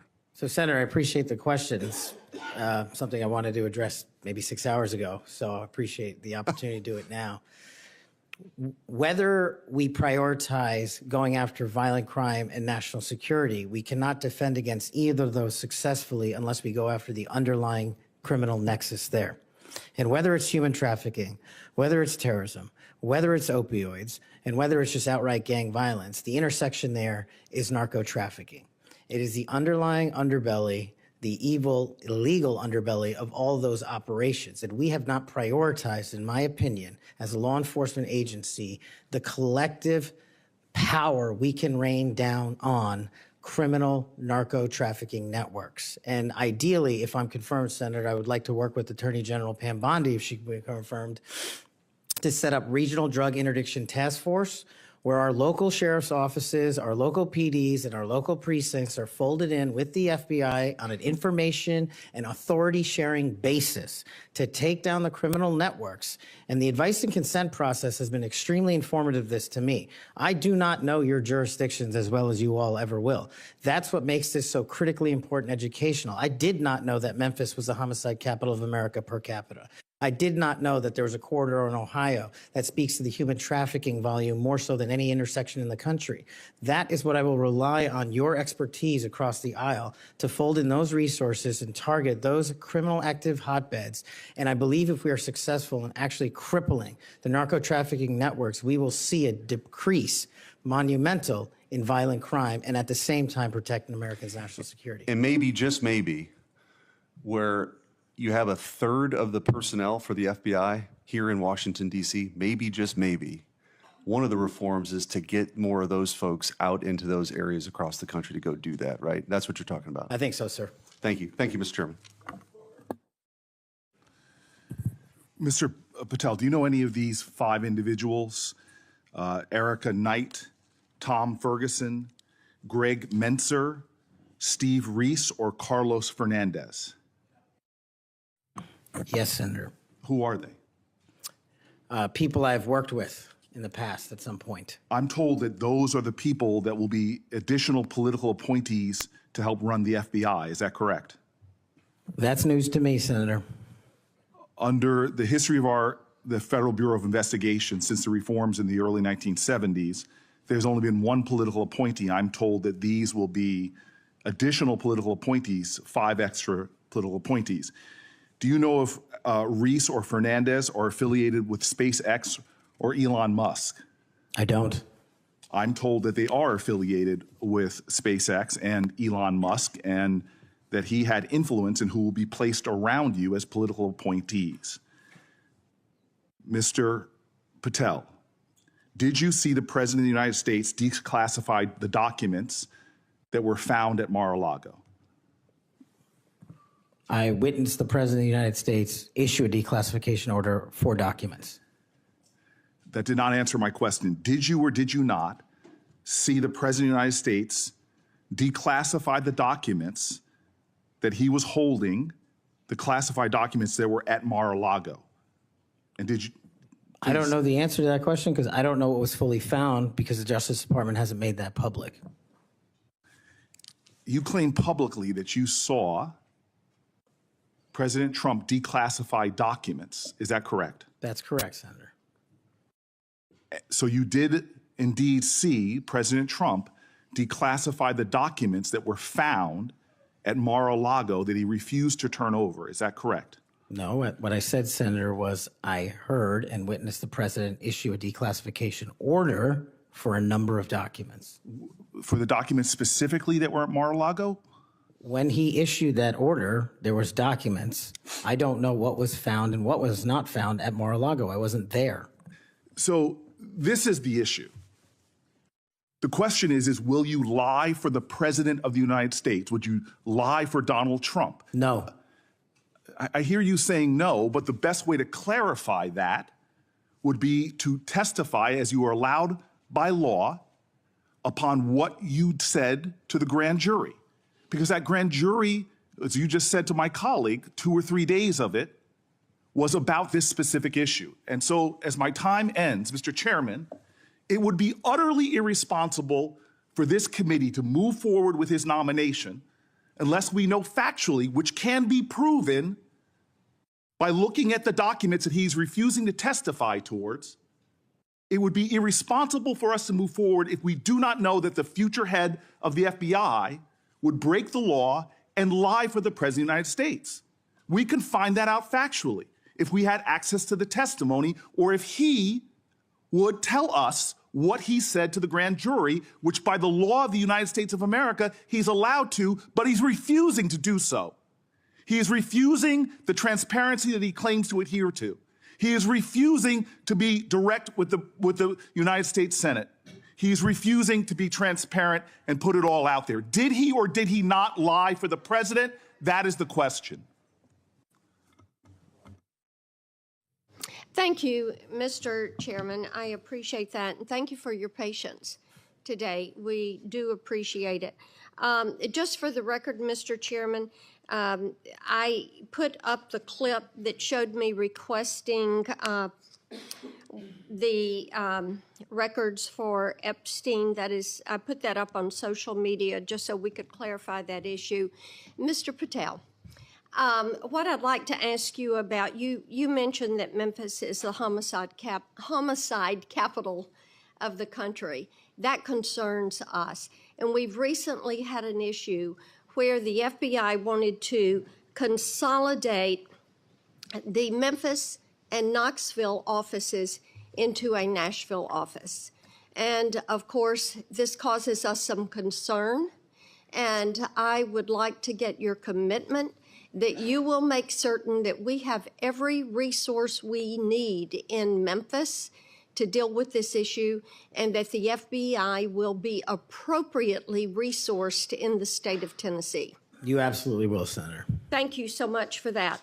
And then we've had some talk today about DEI, and we've talked about this in this committee, and the emphasis the FBI put on DEI and things like counting Swifty bracelets and things of that nature, and not on investigations. And what we want to make certain is that we have qualified individuals who are going to stick to that core mission. And you have talked about that mission today, and thank you for being able to recite what it is. We appreciate that. And I want you to just talk a little bit about those first few actions that you can take to build back the recruiting and the training in order to accomplish that mission. Absolutely, Senator. Quite simply, I know we have limited time, is that people who sign up to serve the FBI must meet the rigorous high standards, merits, and physical fitness standards, and those will not be changed. So that will be a priority for you. And I think people who want to join the FBI do so with the dedication to serve this country and an adherence to law enforcement. And we will allow those folks that graduate from the academy and enter the FBI to carry a gun and a badge in representation of this country to protect its citizens. And when we allow the good cops to be cops and put handcuffs on the bad guys, I think you will see an exponential increase in enrollment and how we keep people at the FBI. And that is a day one item for you. Yes, ma'am. Thank you. Thank you, Mr. Chair. Mr. Patel, do you believe that background checks for firearm purchases are constitutional? I don't know the in-depths of it, but I think that's what the Supreme Court has said, Senator. So the word would be YES, yes. Can you say yes, are background checks constitutional? I can say whatever the Constitution and the Supreme Court ruled is the rule of the land. And what is the law of the land at the moment? I'm not an expert on state-by-state background checks. You're going to be universal background checks. Well, that's different. I think actually your answer is pretty telling. Let me ask you another question. Do you believe that civilian ownership of machine guns are protected by the Second Amendment? Universal background checks are different.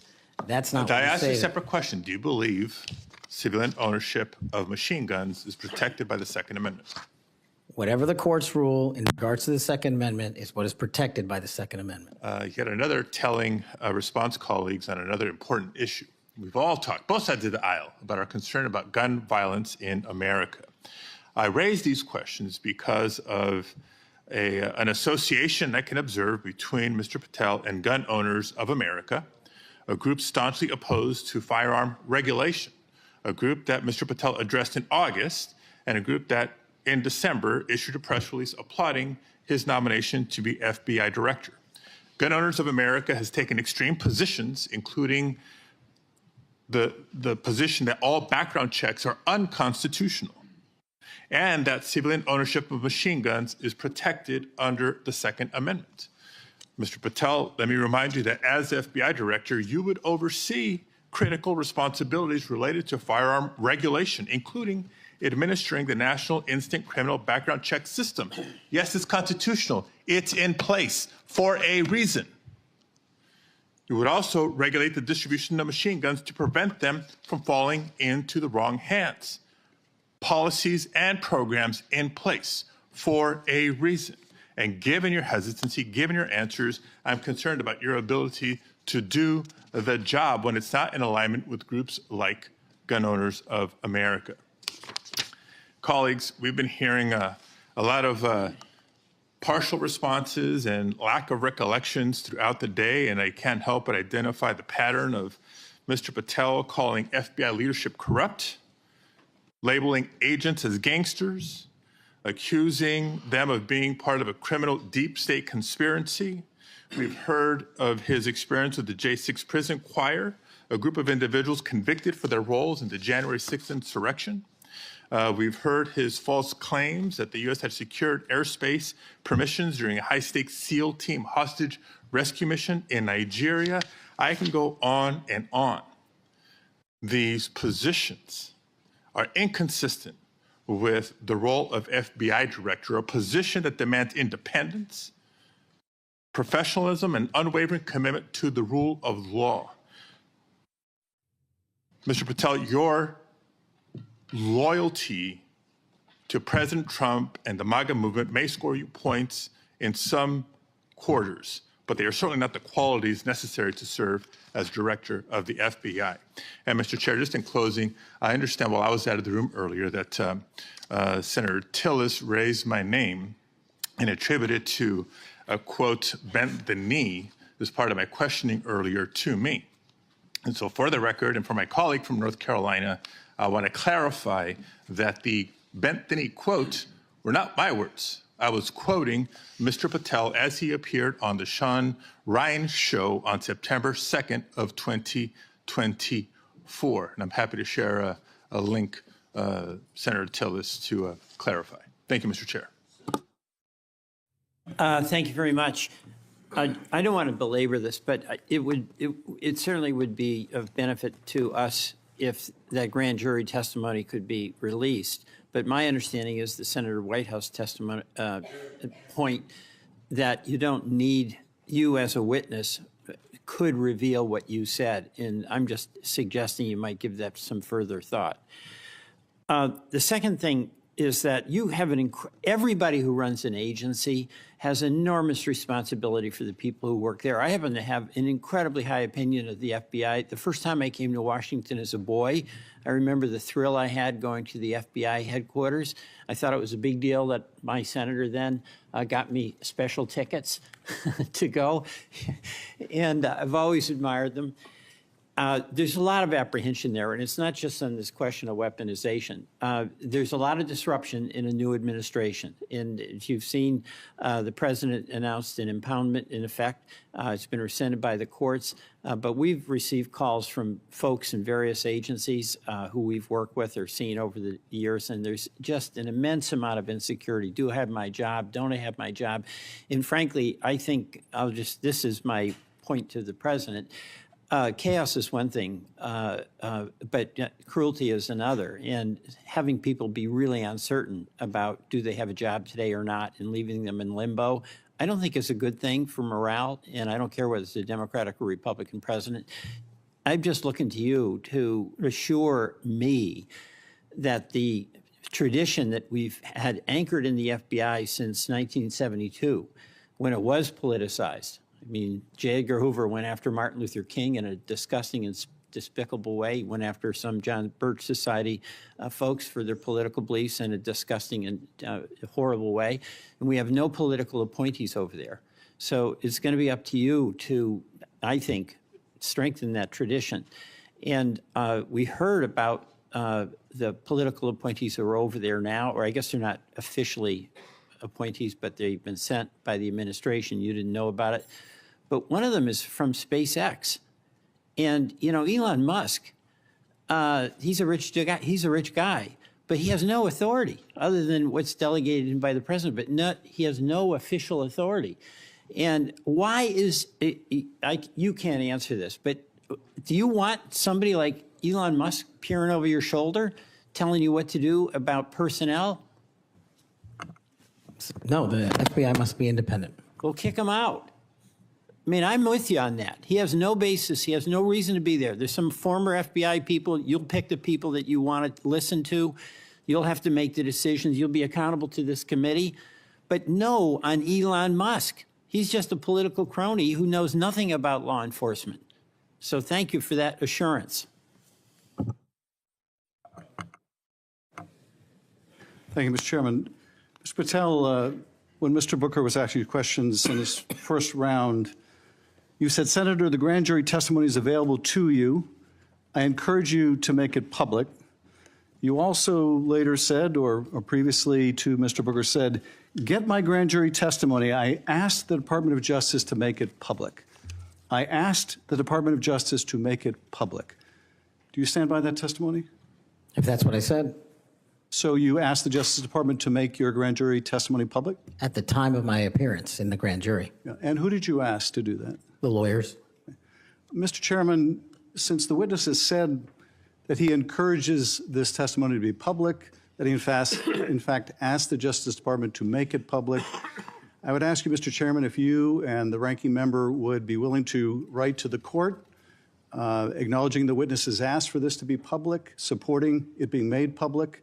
I can't imagine there's a court in the land that would say no to a bipartisan request like that. I won't tell you. Let me say something. I'm not going to take this out of your time.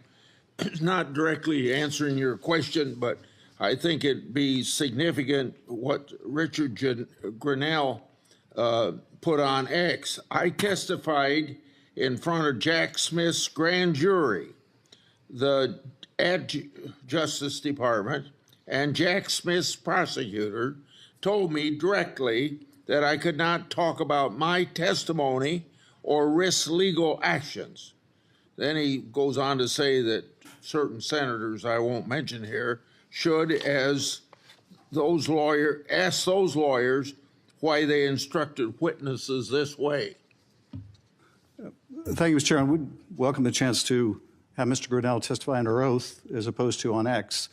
But nevertheless, what I would ask, given that this witness has said he made the request, this witness has said he would like us to read the testimony, I would ask if you and Mr.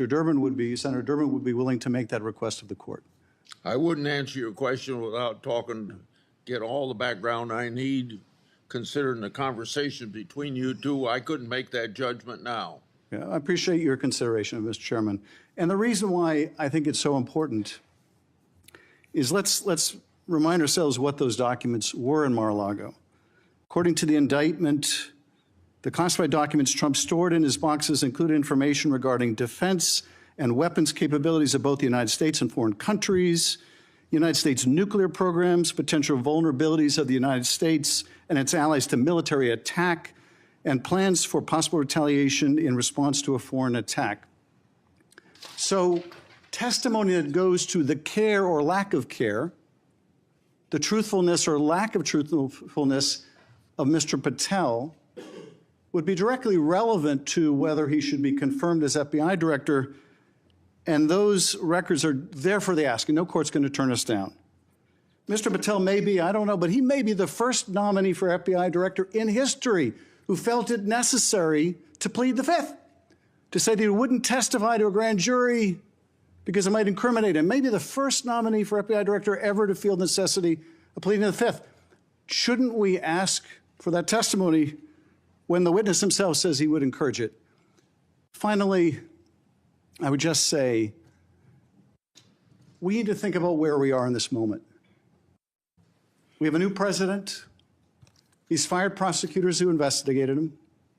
He's investigating other prosecutors, or his Department of Justice is. He's fired inspector generals who might hold him accountable. And this is just the start. And as FBI director nominee, he's chosen someone whose primary qualification, in my view, is his willingness to say yes when everyone else would say no to whatever the president wanted, to say whatever he wanted, to do whatever he wanted. That's why he is sitting here. I mean, look at the people who held that job before Mr. Patel, the stature of the people that held that job, the qualifications of the people that held that job. And how can any of us think that his background, his qualifications hold a candle to the people who went before him? How did we get here where we are defending a nominee like this, who makes songs with convicts who attack law enforcement? How did we get here? And where are we going? History is littered with democracies that lost their freedoms and didn't notice it while it was happening. Let's not be one of them. Your time's up.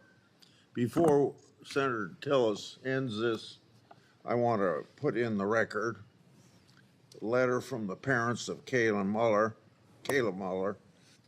Mr. Patel met them through his role in the successful operation to track and kill ISIS leader al-Baghdadi. The terrorist, I'm quoting, the terrorist group ISIS kidnapped our daughter, Kayla, on August 2013. Any family who has lived through such an experience will know the value of dedicated, compassionate law enforcement officials.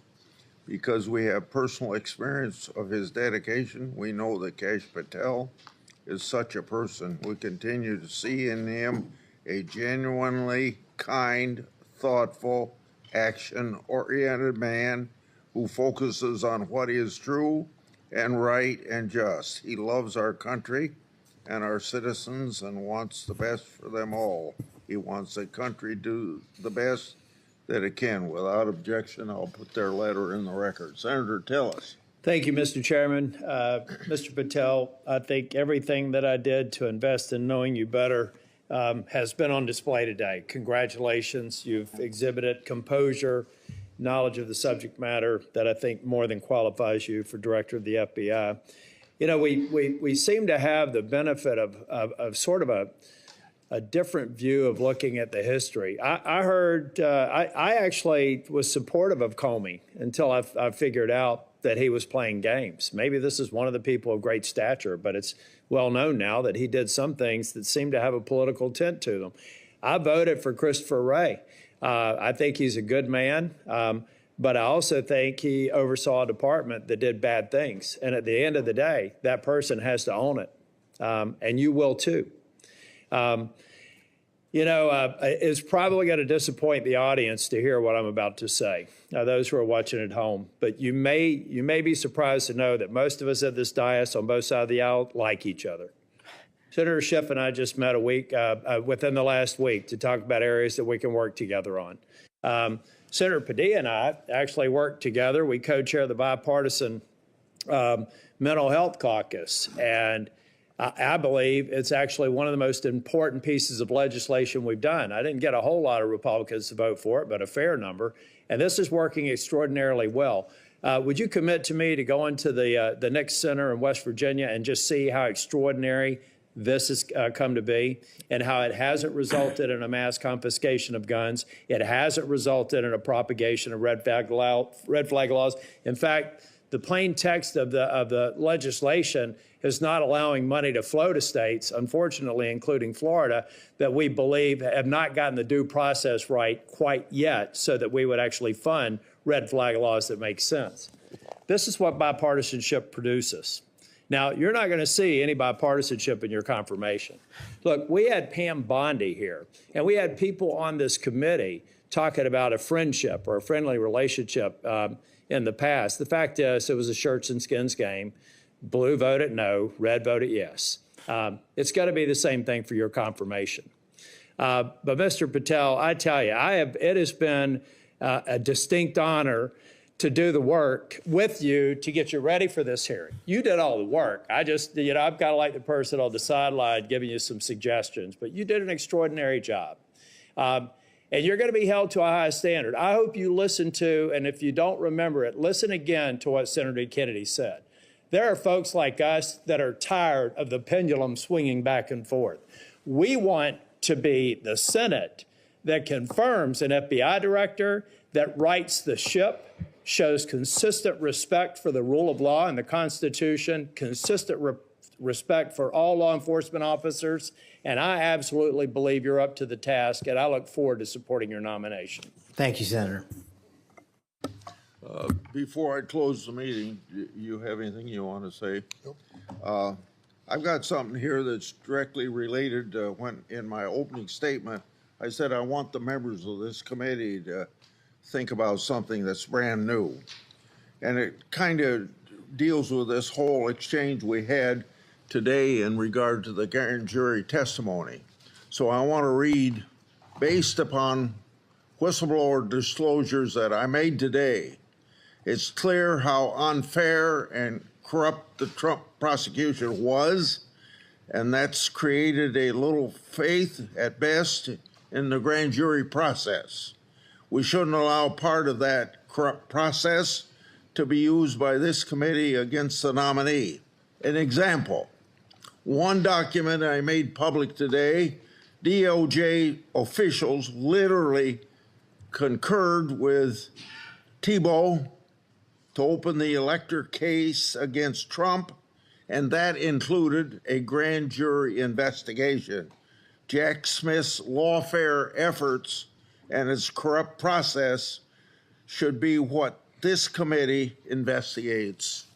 Mr. Patel, thank you for your testimony today. Your family and friends who are here, I think you got to be very proud of him under these tough conditions because he got tough questions. I think you did very well, and your reputation leading up to and during this hearing, I think proves that you're a person that can stand a lot of heat, including a president that's telling you how to do your job. If confirmed, you'll be in charge of one of the world's best law enforcement agencies at the time when it desperately needs strong changes. Everyone's information,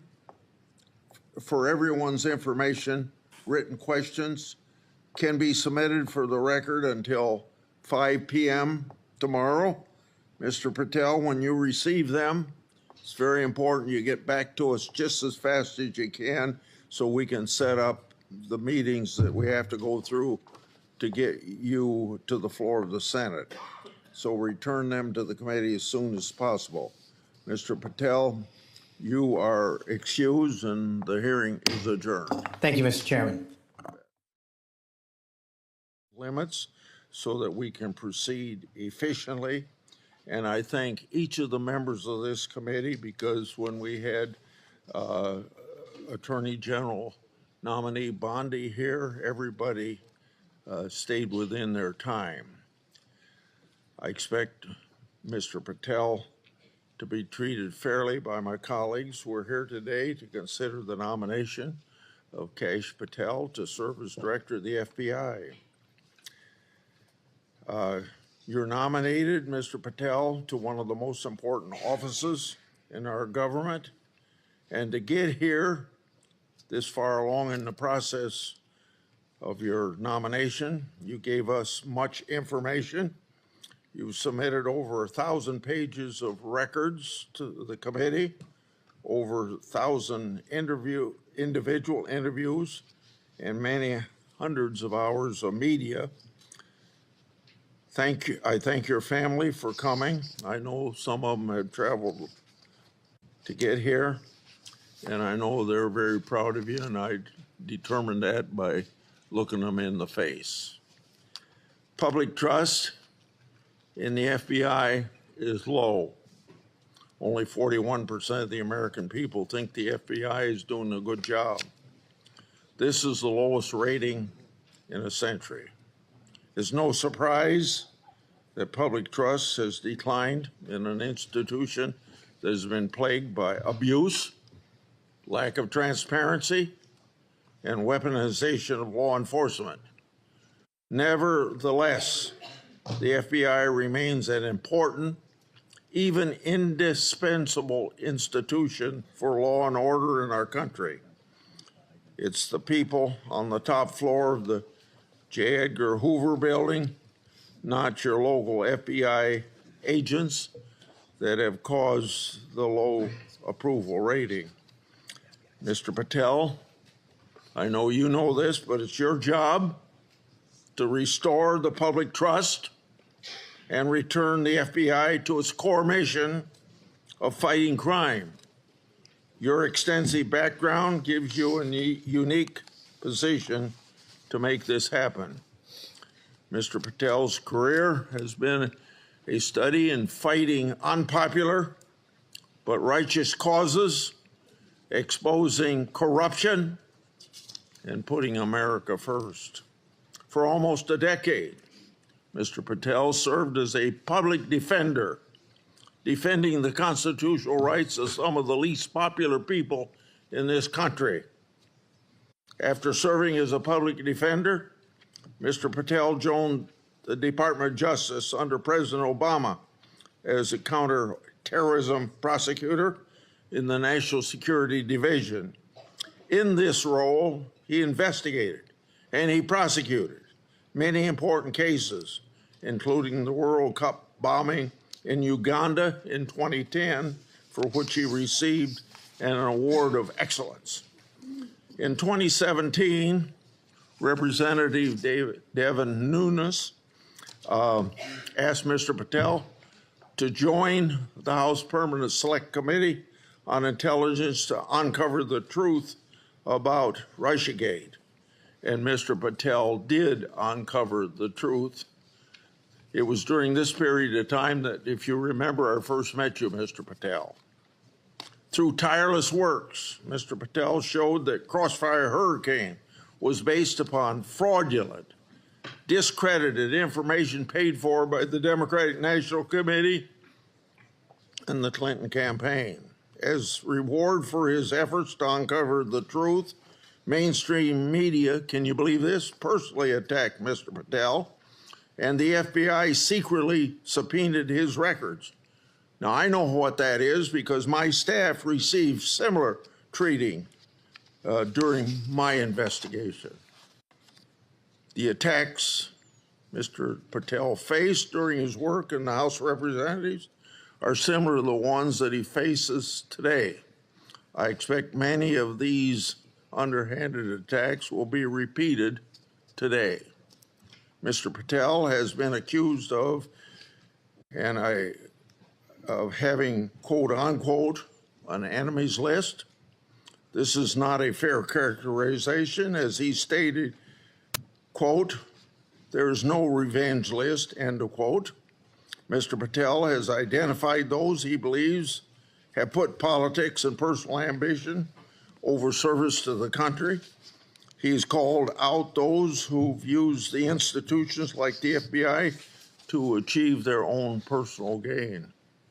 Mr. Patel has said he believes that people who do this should be named and that Americans deserve transparency so that they can make their own judgment as they did in this last election.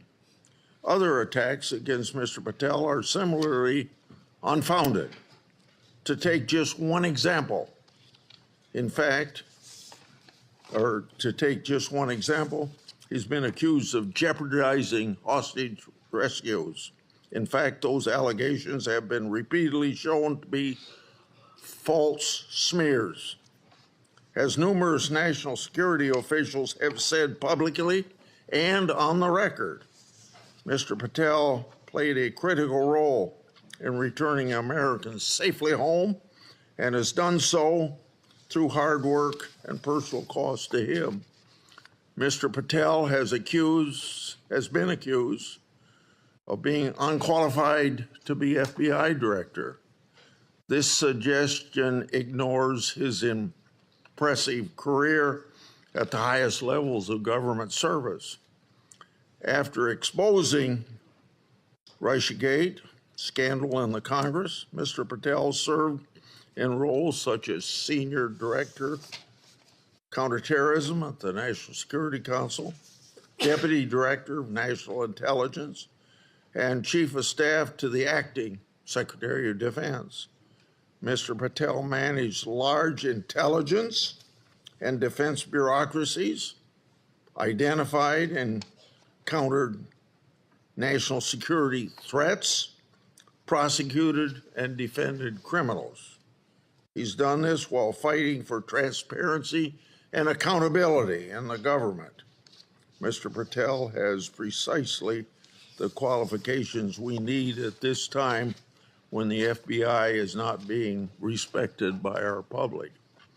Mr. Patel, should you be confirmed, you'll take charge of an FBI that is in crisis.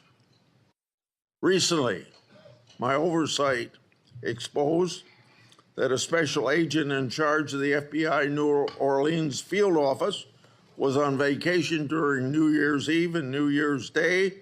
Of course, that was also included the Sugar Bowl. Senior personnel should be at their posts, not on vacation, during critical security events. And we all remember what happened at that time in New Orleans. But of course, the this FBI agent would find it acceptable to do what he did. In August 2022, an FBI oversight hearing of this committee, Director Wray decided to leave early. I asked him to stay just 1 hour and 20 minutes longer, but he already made up his mind that he was going to leave. Later, under questioning in November of that year by Senator Hawley, Director Wray admitted that he left this committee hearing early so that he could go on vacation. These two incidents, among others, are examples of the blatant disrespect that the FBI leadership has shown to this committee and indirectly to the American people. In November 22, I released internal FBI records that my office received pursuant to lawful whistleblower disclosures. Those records provided data about how hundreds of FBI employees who had retired or resigned to avoid discipline, many of those employees engaged in sexual misconduct in the workplace. Those records also showed lower level FBI employees were punished. Lower level employees of the FBI were punished more harshly than senior level employees. Now, fairness was out the window. Over 1 year later, with no response from the FBI, I asked Director Wray about this at a December 5, 23 hearing before this committee. He publicly pledged to get me the data I requested November, a year before. He and his deputy director never followed through. I also questioned Director Wray about improperly classified information relating to Afghan evacuees placed in our country. At that time, approximately 50 evacuees were already deemed potential national security concerns. So what's the number now? The public has a right to know. I've also raised concerns about whistleblower disclosure, saying that the FBI moved agents from child sex abuse cases to those January 6 cases. The FBI under Director Wray never got his priorities straight. With respect to weaponization, I'd like to turn to a letter I wrote July 20 of 2022. That letter noted that Assistant Special Agent in charge, Thibault, was a key official involved in opening the Elector case that became the John Jack Smith lawfare operation. That's not supposed to happen. an official at Thibault's rank and position isn't supposed to open cases. That's the job of special agents. For those who don't remember, Thibault was the anti-Trump agent that violated the Hatch Act for his political conduct in office. My letter also noted that Richard Pilger, who ran the Justice Department's election crime branch, was involved in the approval. Now I'd like to call the committee's attention to something I'm going to share with you, information about the FBI's that's never been made public before. Do you have those? Oh, yeah, I'm sorry. In my hand are a series of FBI emails. The first is an email that Thibault sent to subordinate agent on February the 14th, 2022. He said, quote, "Here's a draft opening language we discussed," end quote. The draft opening was attached, and it included material that would later become part of Jack Smith's elector case. The second email, February 24th, 2022, email from Thibault to John Crabb, a prosecutor in the U.S. Attorney's Office for the District of Columbia, saying, quote, "I had a discussion with the case team, and we believe there is predication to include former President of the United States, Donald J. Trump, as a predicated subject," end quote. This FBI case would later be codenamed Arctic Frost. The third email, February 24th, 2022, email from Thibault to John Crabb, noting that the Attorney General and the FBI approval will be sought to open the case. The fourth email, February 25th, 2022, email from Thibault's subordinate agent saying they added Trump and others as a criminal subject to the case. Thibault responded, quote unquote, "perfect." The fifth email, March 22, 2022, from Thibault, emailing a version of an investigative opening for approval. This didn't include President Trump. I want to make clear, that one didn't include President Trump as a criminal subject. The sixth email is on April 11th, 2022, from Thibault approving the opening of Arctic Frost. The seventh email is an April 13th, 2022 email from FBI agent to Thibault stating that the FBI deputy director approved its opening. The eighth email on the same date had Thibault emailing John Crabb that the elector case was approved. Crabb responded, quote, "Thanks a lot. Let's talk next week," end quote. Between March 22nd and April 13th, other versions of the document opening the investigation existed because a ninth email shows that the FBI General Counsel Office made edits on March 25th. Was Trump still removed as an investigative subject? If so, which Justice Department FBI officials other than Jack Smith later added him for prosecution? I expect the production of all records on this matter to better understand the full fact pattern and whether other records exist. Notably, approval of these documents was also given by Richard Pilger. This committee has written about Pilger undermining the Justice Department's efforts during the 2020 election for partisan purposes. These emails and documents substantiate my July 2022 letter, which the FBI ignored. and I hope you, when you get there, won't ignore my letters.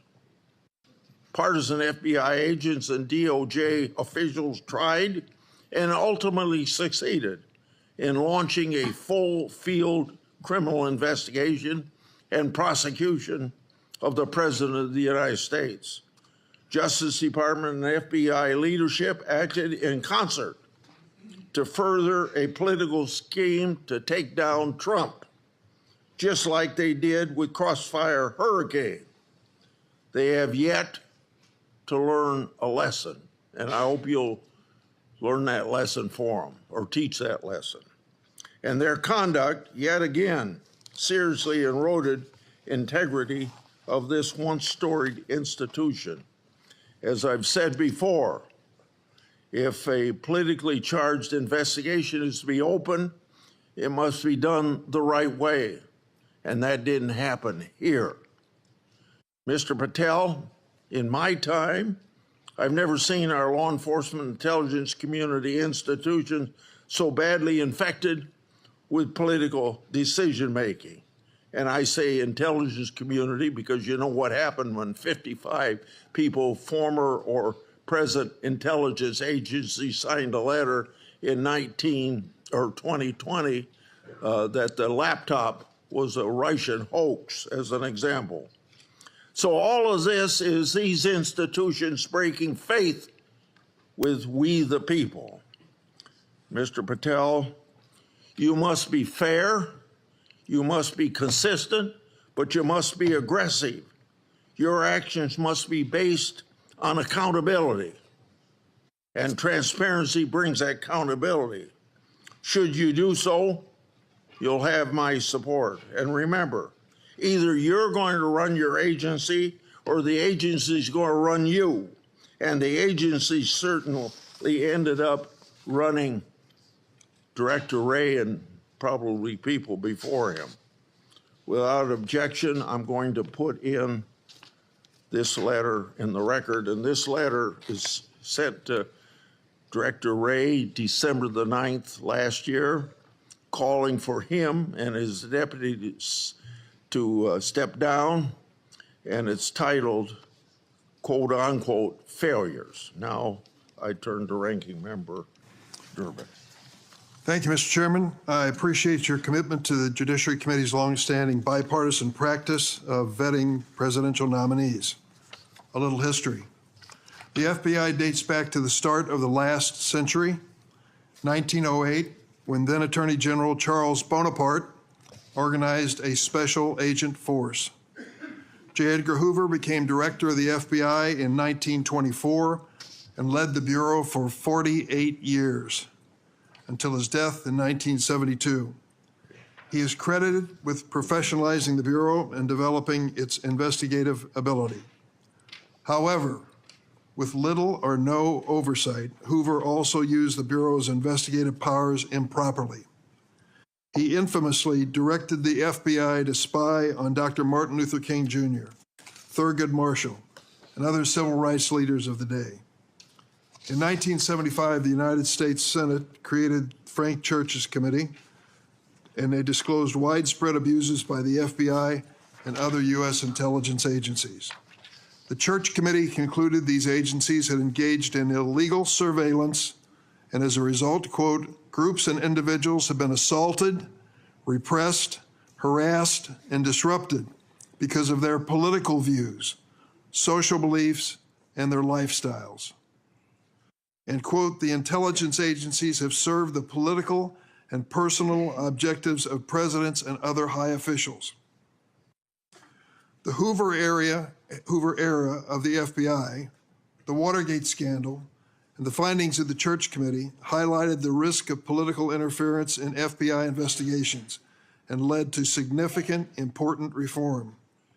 In 1976, Congress passed a law that limits the FBI director to a single term of 10 years, which was intended to insulate that position from political influence. And critically, we made the FBI director's appointment subject to the advice and consent of the Senate. That's why we're here today. Since 1935, the motto of the FBI has been fidelity, bravery, integrity. These qualities represent the Bureau's core values and the high standards that are expected of all of its employees, including the director of the FBI. After meeting with Mr. Patel and reviewing his record, I do not believe you meet this standard. Mr. Patel has neither the experience, the temperament, nor the judgment to lead an agency of 38,000 agencies and 400 field offices around the globe. During the time I've served on this committee, I've had the opportunity to consider 4 FBI director nominations. Each one was a Republican, and I voted for all of them. My concerns about the director of the FBI are not partisan. As much as Republicans claim that President Biden and former Attorney General Garland weaponized the FBI, let's look at the record. President Biden kept the FBI director, a lifelong Republican who'd been appointed by President Trump. Contrast that with President Trump. Fired his first FBI director, James Comey, forced out his second FBI director, Chris Wray, for being insufficiently loyal. With Mr. Patel, however, obviously the president has found a loyalist. Mr. Patel's loyalty includes touting conspiracy theories that threatened efforts at President Trump's enemies. How do we know Mr. Patel's theories, his beliefs, what motivates him, what he really believes? He wrote it in a book. This book, Government Gangsters, I urge all of you to read before you cast a vote for this gentleman. Mr. Patel has published at the back of this book a list of 60 people whom he calls, quote, members of the deep state, 60. This list includes many distinguished public servants who've dedicated their lives to our nation. Among them are Democrats and Republicans, including former Trump administration officials like the former Secretary of Defense Esper. Then there is Mr. Patel's plan to, quote, and I quote him, shut down the FBI Hoover building on day one, reopen it the next day as a museum of the deep state. And he has said, quote, we're going to come after people in the media. We're going to come after you. Whether it's criminally or civilly, we're putting you all on notice. Does this sound like the kind of nonpartisan law enforcement professional who should lead the FBI? No, not to me. This is someone who's left behind a trail of grievances throughout his life, lashing out at anyone who disrespects him or doesn't agree with him. Don't take it from me. Listen to these Republicans who worked with him during the Trump's first administration. Attorney General Bill Barr, and I quote, I categorically oppose making Patel deputy FBI director. I said it would happen over my dead body. Patel had virtually no experience that would qualify him to serve at the highest level of the world's preeminent law enforcement agency. National Security Advisor John Bolton. I didn't think he was qualified. He demonstrated no policy aptitude at all. I was forced to hire him. President Trump's Deputy National Security Advisor, Charles Kupperman. The idea that Kash Patel is going to be the FBI director is appalling. His legal career is modest at best. His ideas are ludicrous. CI Director Gina Haspel threatened to resign after President Trump proposed making Mr. Patel CIA Deputy Director.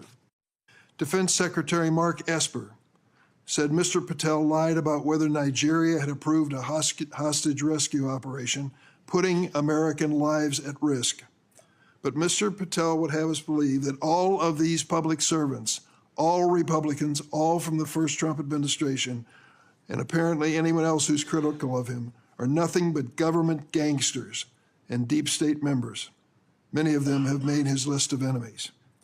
Just this week, CNN reported that during the Trump administration, CIA officials referred Mr. Patel to the Justice Department for criminal investigation for sharing classified information without authorization. Last week, I asked the Justice Department and intelligence community for information on any criminal referrals relating to misconduct by Mr. Patel. I have yet to receive a response. Mr. Patel's record is clear. He traffics in debunked conspiracy theories that serve or benefit his political beliefs. Let's start with January 6th, and he dedicates a whole chapter in this book on January 6th. That's something that each and every one of us, as witnesses to January 6th, have our own view of. I'll be grateful always to the Capitol Hill police officers who risked their lives defending me, members of Congress, and visitors to the United States Capitol on that day.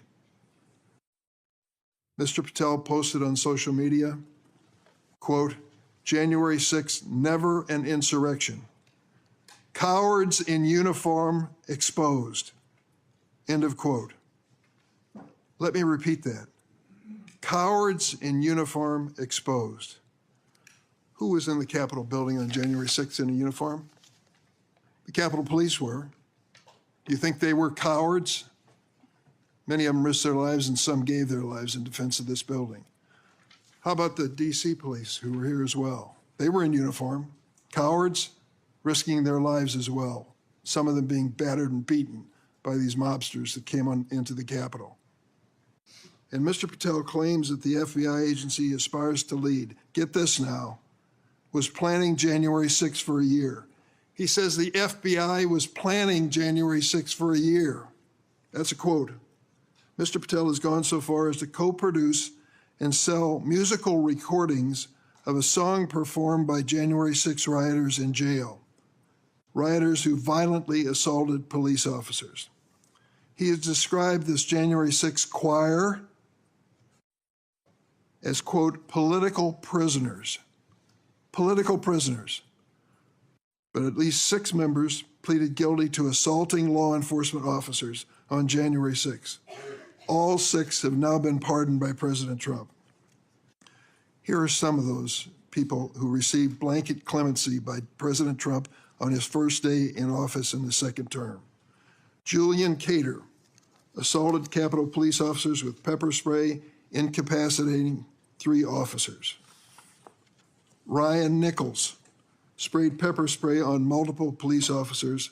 After the attack, Nichols posted on Facebook, and I quote, "So yes, I'm calling for violence and I will be violent." Jordan Mink struck officers, quote, aggressively with a long pole. He spat at officers and threw large items at them.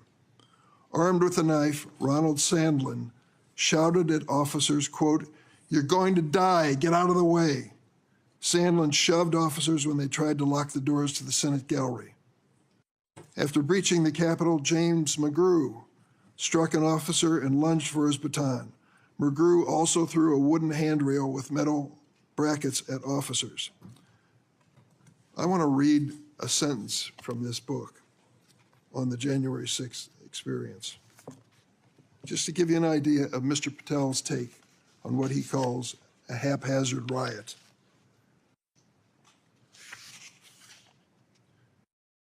By everything we could see, the crowd at the Capitol was unarmed or armed only with non-lethal objects like bottles, flagpoles, or bike racks.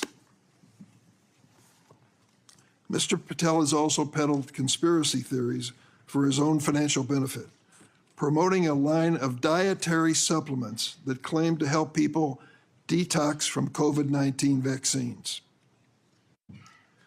During my time on this committee, I was fortunate to get to know and work with former FBI Director Bob Mueller.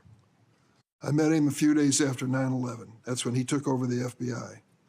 I trusted him, I worked with him, I did everything I could to help him, because I believed that the FBI was a critical central agency in restoring America's confidence that we were safe. Bob Mueller was an extraordinary man. Oh, he was a Republican, make no bones about it. He said it and admitted, and I knew it. He comes from the San Francisco area. And when he was in college and graduated, a friend of his a year ahead of him had enlisted in the Marine Corps and was killed in Vietnam. Bob was inspired to do the same thing, join up in the Marine Corps, and he did. And he was the first lieutenant in Vietnam. He received a Bronze Star with a Valor Pin, and he also received a Purple Heart.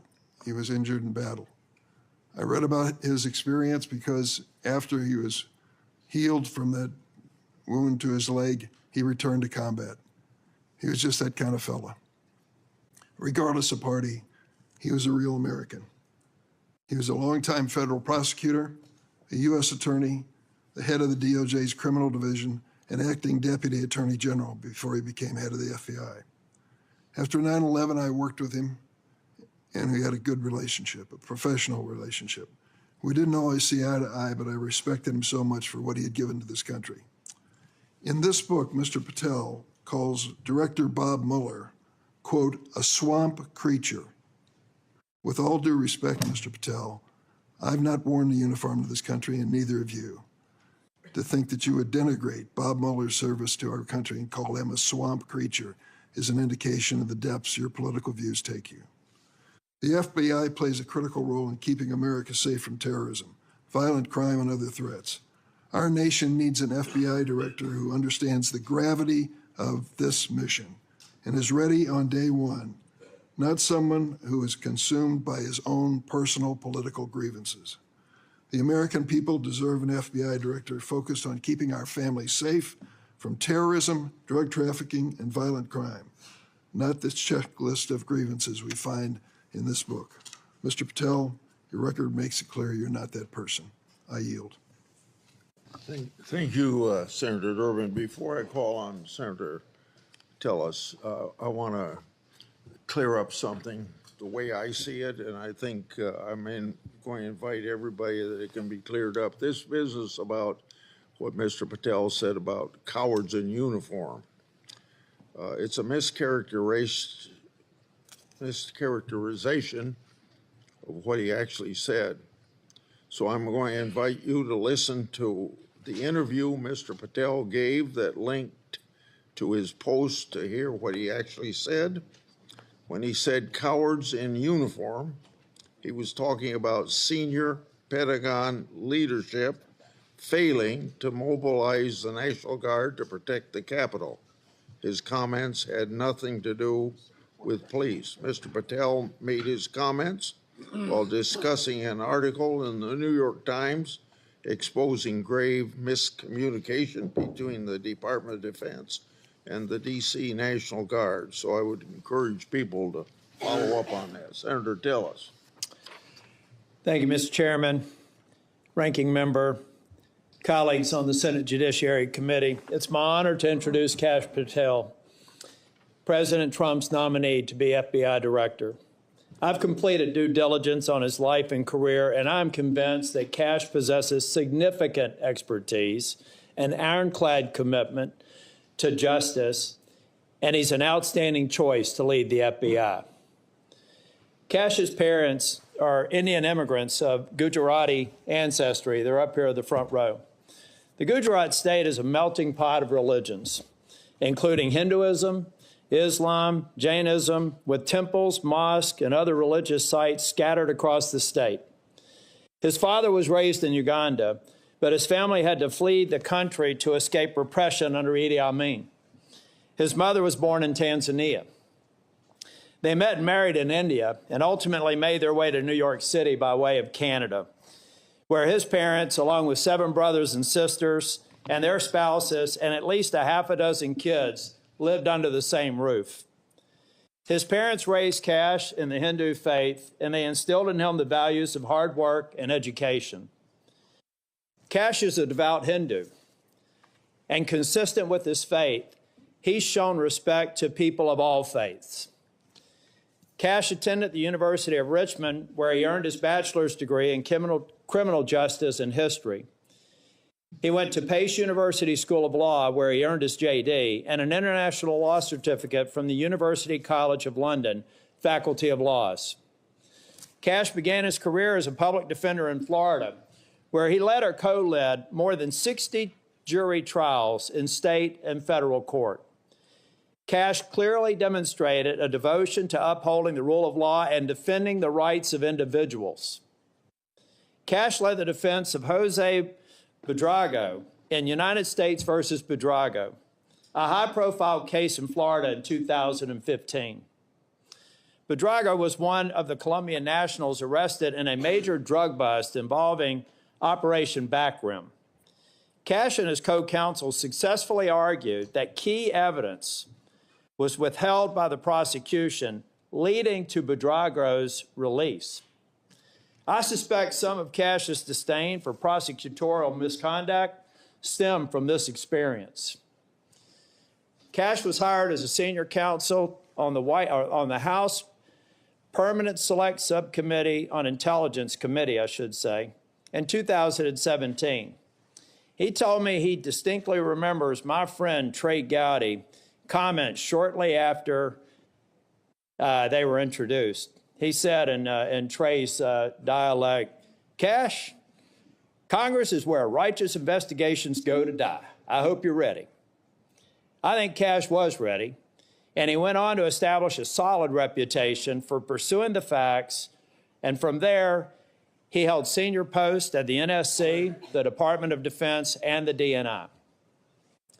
Since leaving the administration in 2020, Kash has written articles and books on national security, law, and governance. Through his work as an author, Kash continues to advocate for justice and transparency, and to be ever vigilant in defending our great democracy and the rule of law. Colleagues, I created a Kash bingo card that I have available to any of my colleagues who would like it on the other side of the aisle. Some may view this as an unserious caricature and not appropriate for this committee. Sadly, I consider it a serious caricature of what I expect to be witnessed today. I think we'll have words like enemies list and deep state. I've already X'd out 4 boxes in the opening statements alone. The fact of the matter is, some people will be here to simply substantiate a false narrative. At worst, they may be just going through an unfounded litany of quotes and half-truths, some of which have already been dispelled by the chairman after the opening statements. Mr. Chair and Ranking Member, in my 10 years in the Senate, I hope I've established a reputation for being fair, doing my homework, and taking tough positions that have been met with harsh criticism. Heck, I've even been censured by my entire state and 30 counties for taking tough positions. And I stand by those decisions today and my decision to support Kash Patel. When President Trump announced his intent to nominate Kash, I contacted Trey Gowdy and others who worked with Kash, and they gave me glowing recommendations. So I called Kash on December the 2nd, and I offered to help him with his nomination. Since then, we have spent hours together, in person and on the phone. I've asked him difficult questions, and I've urged him to reach out to members across the aisle. In fact, Kash Patel has met with 60 members of the U.S. Senate, every member except the last 3 who were sworn in, and the majority of the members on the other side of the dais in this committee and members off the committee. Chair Grassley, Ranking Member Durbin, friends and colleagues on the committee, I've completed my due diligence of Kash Patel, and I am honored to provide my strongest recommendation for his confirmation. Thank you, Mr. Chair. Thank you for that introduction. Before I swear you, I want to make clear that before you give your statement, if you want to introduce family and friends in the audience, you're welcome to do that. Would you please stand? Raise your hand. Do you swear or affirm that the testimony you're about to give to the committee will be the truth, the whole truth, and nothing but the truth? So help you God. I do, Mr. Chair. Okay. You may proceed.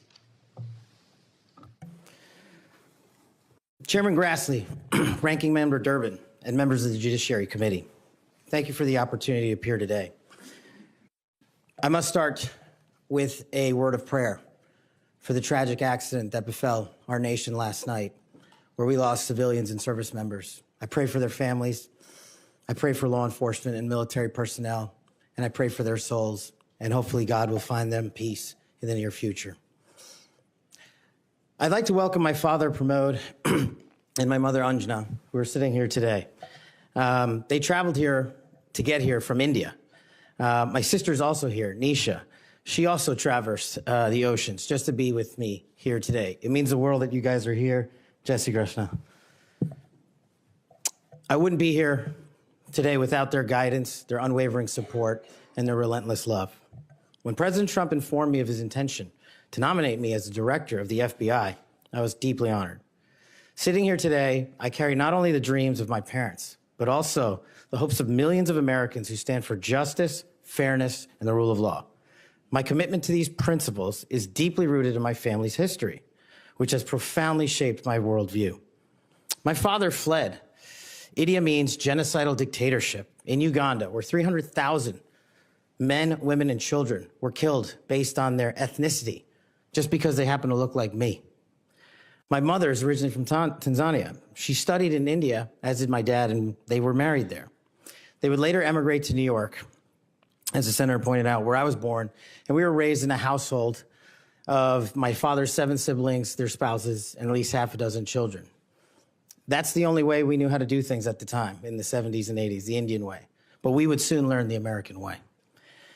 These values have shaped and been the driving force of my career in 16 years of government service.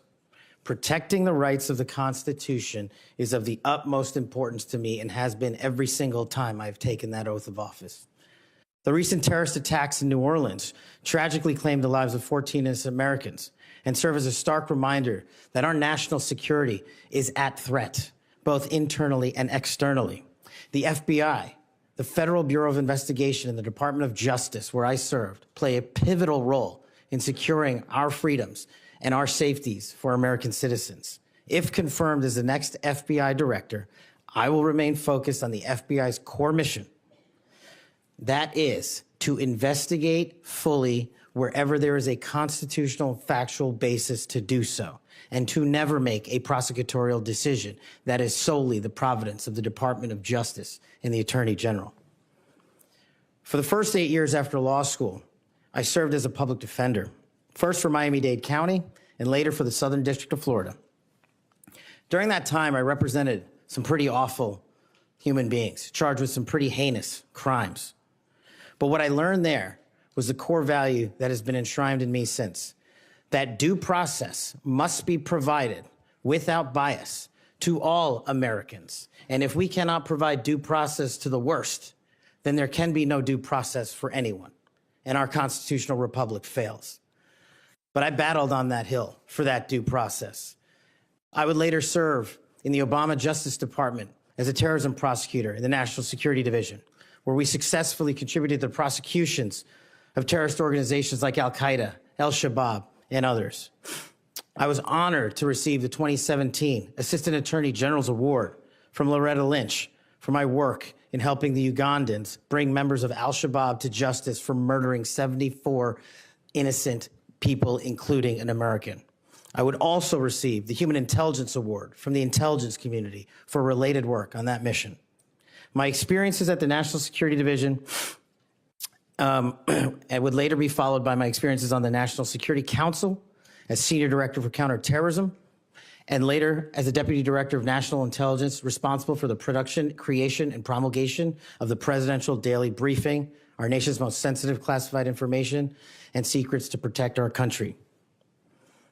My time in the White House was preceded by my time right here in Congress as a staffer on the House Intelligence Committee, where I spearheaded the investigation that exposed serious FISA, Foreign Intelligence Surveillance Act abuses by members of the Department of Justice and the Federal Bureau of Investigation.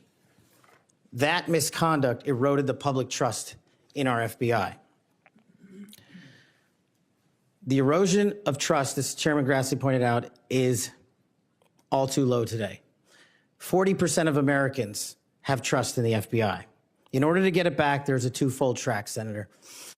One, violent crime is exploding in this country, and we cannot afford them to allow it to run away. We must tackle violent crime. Just in 2023 alone, there was 100,000 rapes, 100,000 drug overdoses, and 17,000 homicides. The priority of the FBI, if I'm confirmed, will be to ensure that our communities are protected and safeguarded and our children have parks to play in and not needles to walk over. The way we do this, we let good cops be cops. We let law enforcement, and we provide them with the tools necessary and resources they need to get after violent crime. The second way we do this on equal track is aggressive constitutional oversight from Congress. The public trust can only be restored if there is full transparency, and I am committed to that full transparency. Members of Congress have unfortunately submitted hundreds of questions that have been unanswered by the FBI in recent times. That will not occur if I am confirmed.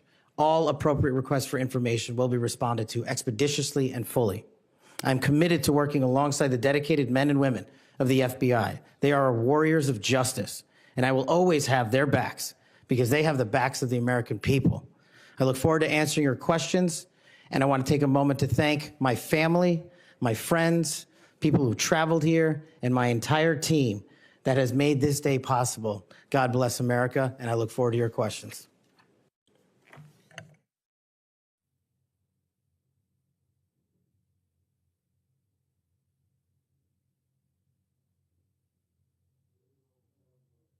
Seven minutes first round, is that right? 7 minutes, 3 minutes the second round. Mr. Patel, I'm not going to go through all the things that you've done through your career because I said those in my opening statements, but Democrats on the committee say you don't have experience. What are you most proud of from your career in public service? Mr. Chairman, I appreciate the question. It's really humbling to be afforded the opportunity to have served this country for 16 years. But I think what I'm most proud of is my work in national security, protecting the no-fail mission, returning American hostages, killing high-value terrorists that brought hate and destruction to our shores. I've served that mission in Democratic and Republican administrations, and it is the one mission that we cannot fail, and it is the one mission where the FBI must play a critical role. Okay. As you well know, and you and I discussed this in my office, whistleblowers are critical to rooting out waste, fraud, and abuse. Their courage to come forward and make legally protected disclosures about government wrongdoing benefits the country. I think they're politically, they are good American citizens, just want the government to do what it's supposed to do.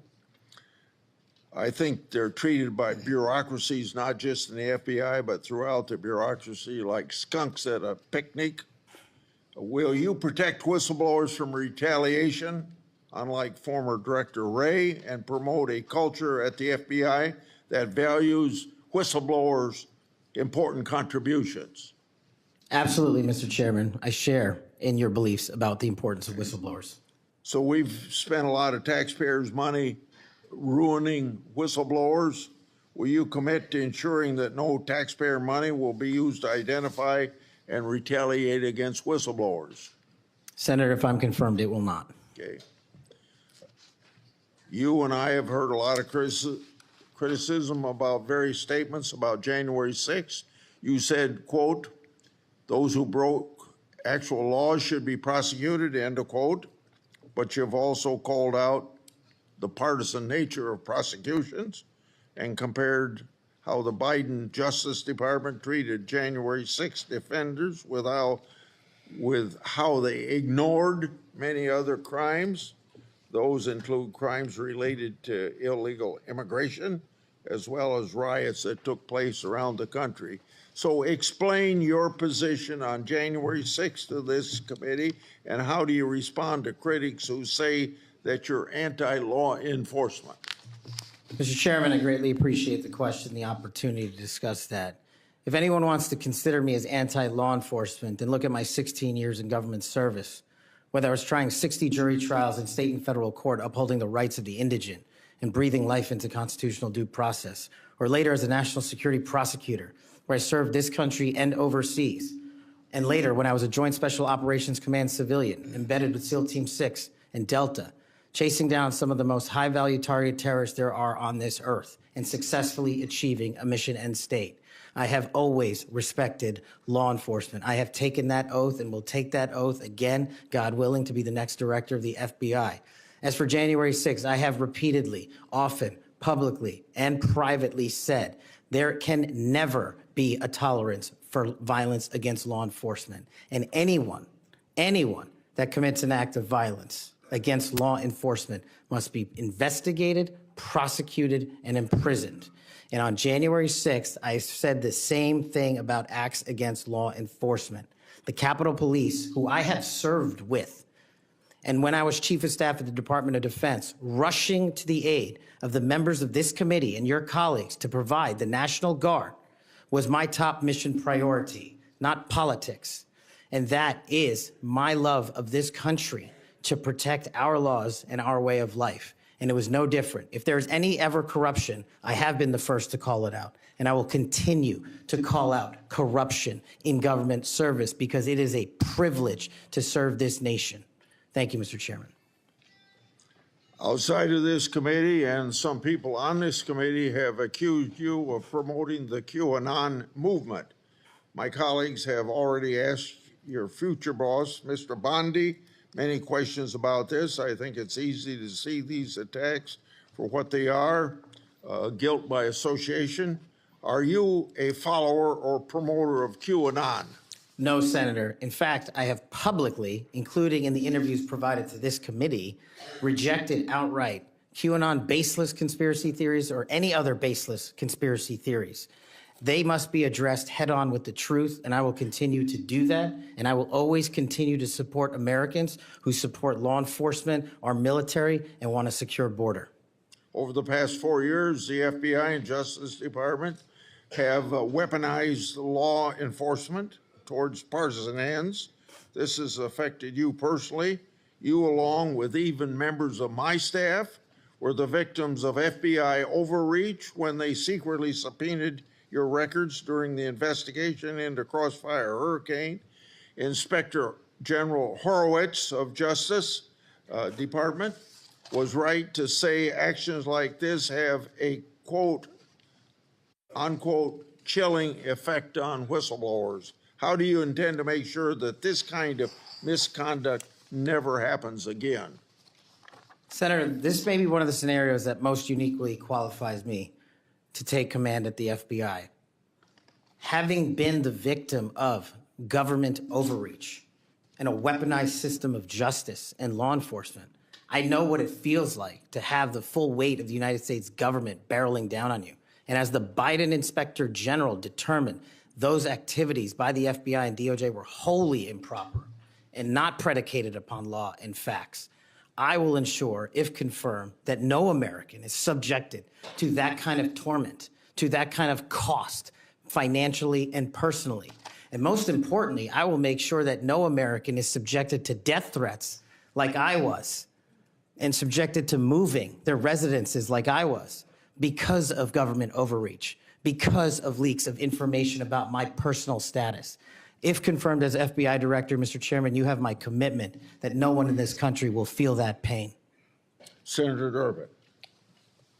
Thanks, Mr. Chairman. Mr. Patel, I woke up this morning to National Public Radio, and they had an item on there about what has happened to those who were given blanket clemency by President Trump. One of these individuals was a man named Matthew Huddle. Are you familiar with him? I'm sorry, what was the last name? Matthew Huddle. If you could remind me, Senator. Well, I was reminded again this morning. He's a man who's been found guilty of numerous crimes. The one described this morning was an outrageous situation where he beat his 3-year-old child to a point where the poor kid couldn't even sit down for a week. Mr. Huddle was one of the demonstrators who came to the Capitol on January 6th. He was incarcerated and charged with, and pled guilty to crimes that he had committed, violence against police officers. After he was released by President Trump, he returned to his home state of Indiana. A few days later, he was stopped on the road, pulled a gun on a policeman. The policeman, sheriff's deputy, turned, shot, and killed him. This is not the only instance of a person who received President Trump's clemency committing another crime. Peter Schwartz was mentioned this morning on the radio. 38 criminal convictions, 38. He'd been sentenced to 14 years in prison. He was released because of the president's unconditional clemency, which was given to him as well. So I guess my question is this. Was President Donald Trump wrong to give blanket clemency to the January 6 defendants? Thank you, Ranking Member. A couple of things on that. One, the power of the presidential pardon is just that, the president. Alignment, I concede he has the authority. I'm asking, was he wrong to do it? And as we discussed in our private meeting, Senator, I have always rejected any violence against law enforcement, and I have, including in that group, is specifically addressed any violence against law enforcement on January 6th, and I do not agree with the commutation of any sentence of any individual who committed violence against law enforcement. So do you think that America is safer because the 1,600 people have been given an opportunity to come out of serving their sentences and live in our communities again? Senator, I have not looked at all 1,600 individual cases. I have always advocated for imprisoning those that cause harm to our law enforcement and civilian communities.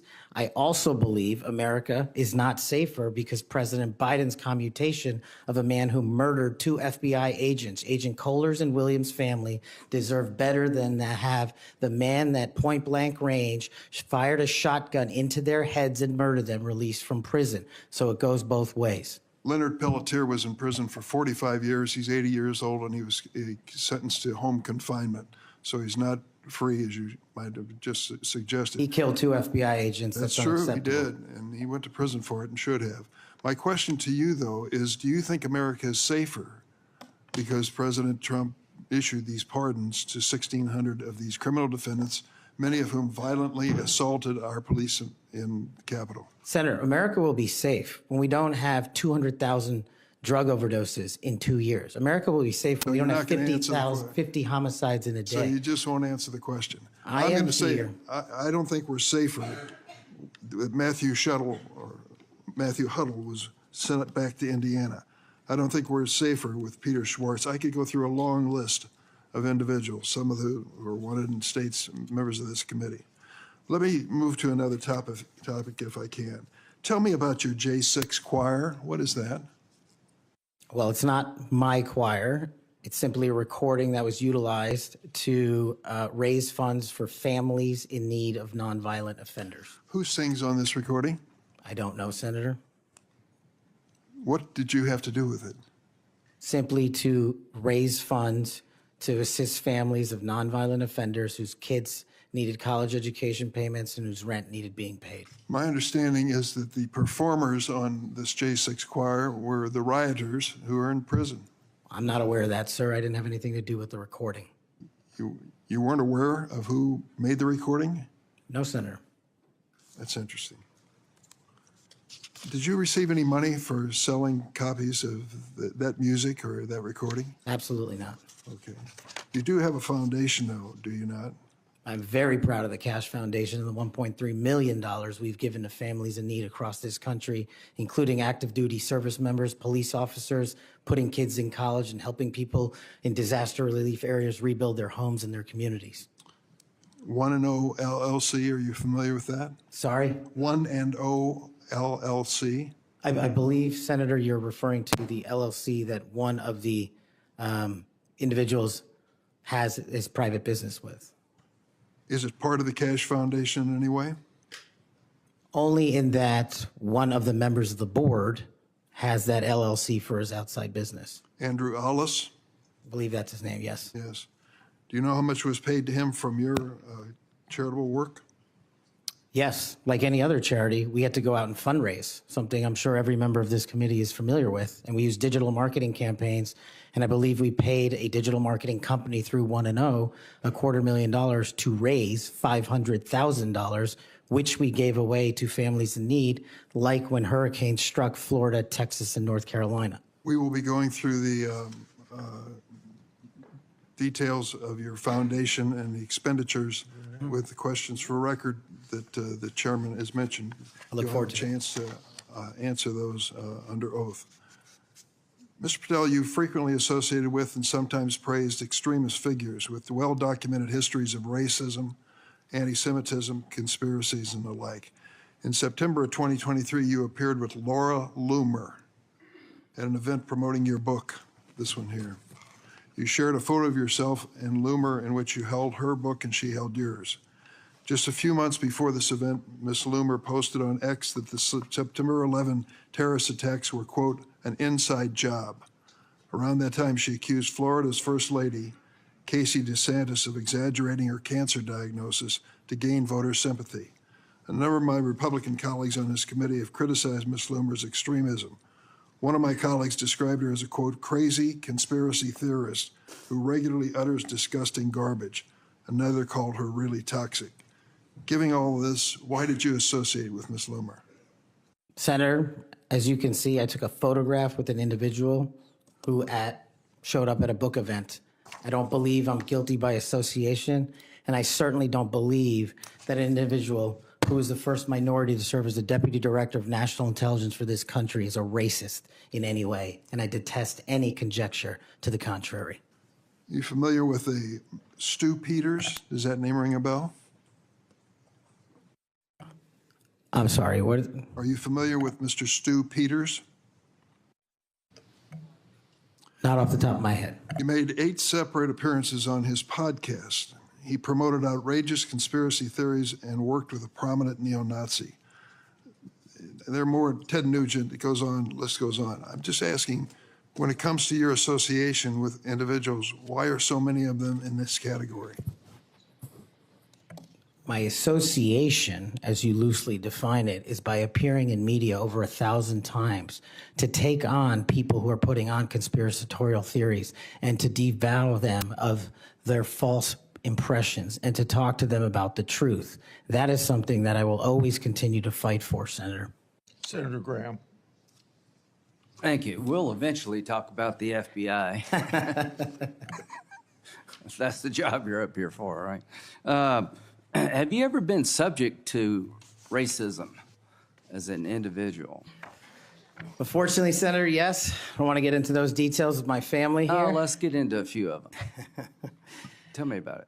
Well, if you look at the record from January 6th, where I testified before that committee, because of my personal information being released by Congress, I was subjected to a direct and significant threat on my life. And I put that information in the record. I had to move.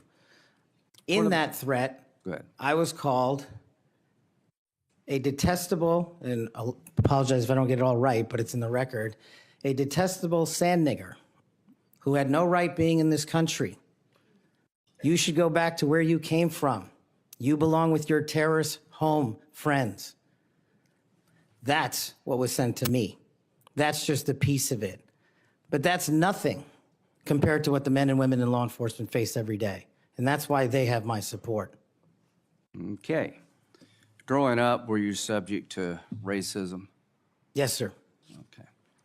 Now, I think the reason you're here has a lot to do with your work on Crossfire Hurricane. Are you familiar with that FBI operation? I am, Senator. So Senator Durbin mentioned the church report and the history of abuse, but he failed to mention Crossfire Hurricane. He failed to mention the Horowitz report. Wonder why? If you're waiting for these guys over here to figure that out, you're going to die waiting. So this is the Nunes memo. You work for Mr. Nunes over on the House side? David Nunes? Sorry? Are you familiar with this memo by the Foreign Intelligence Service Act abuses Yes. the Department of Justice? Absolutely. Did you help write this memo? I did as a staffer. Okay, I want to put this in the record. Thank you. In this memo, you kind of dissected the abuses of Crossfire Hurricane, right? I did, Senator. And the Mueller investigation. So the Crossfire Hurricane investigators, 2 of them were Strzok and Page. Are you familiar with them? I am, Senator. Okay. It was opened up on July the 31st, 2016. And here's what Strzok said. And damn, this feels momentous because this matters. The other one did too, but that was to ensure we didn't F something up. This matters because this matters. So super glad to be on this voyage with you. That's to Page. And Page responds a couple of months later, he's not ever going to be President, right? Talking about Trump. Strzok, no, he won't. We'll stop it. Is it fair to say that the people in charge of investigating Crossfire Hurricane hated Trump's guts? Well, you don't have to take my word for it. That statement, along with the statements from the sources. Are during that those days over in the FBI, you hope? Well, if they're not, they will be. Okay, good. You know who Carter Page was? I do, Senator. Do you know that the FBI secured warrants against him on 4 different occasions? Yes, Senator. Do you know that the information that they relied upon came from the Steele dossier? I do. Was it you that were able to find out that the Steele dossier was a bunch of crap? Yes, Senator. We followed the money and we exposed the fraud that was the Steele dossier. And the primary subsource was Igor Danchenko, right? That's correct, Senator. And he was actually a Russian analyst. That's right. Are you aware that in January he told the FBI that, let's see, what did he tell the FBI? Steele had no proof to support the statements, then it was just talk. The primary subsource explained to the FBI that his information came from word of mouth and hearsay, conversations he had with friends over beers, and some of the information were statements he heard made in jest. And he told the FBI this in January of 2017. And they got 2 more warrants after that. That's correct. Are you aware that the FBI had volumes of information that the Steele dossier was a bunch of bullshit and nobody ever told anybody at the top? I am, sir. We exposed Or they lied about being told. That's correct. So are you aware of the fact that the FISA court rebuked the FBI? Are you aware of the fact that an FBI lawyer went to jail because he misled the court by manipulating a email from the CIA? I am. Do you believe that Crossfire Hurricane was one of the most disgusting episodes in FBI history of a corrupt investigation led by corrupt people who wanted to take Donald Trump down? Yes, sir. You think that's why you're in this chair today, to fix that? I think that's a big Without Crossfire Hurricane, this guy wouldn't be here.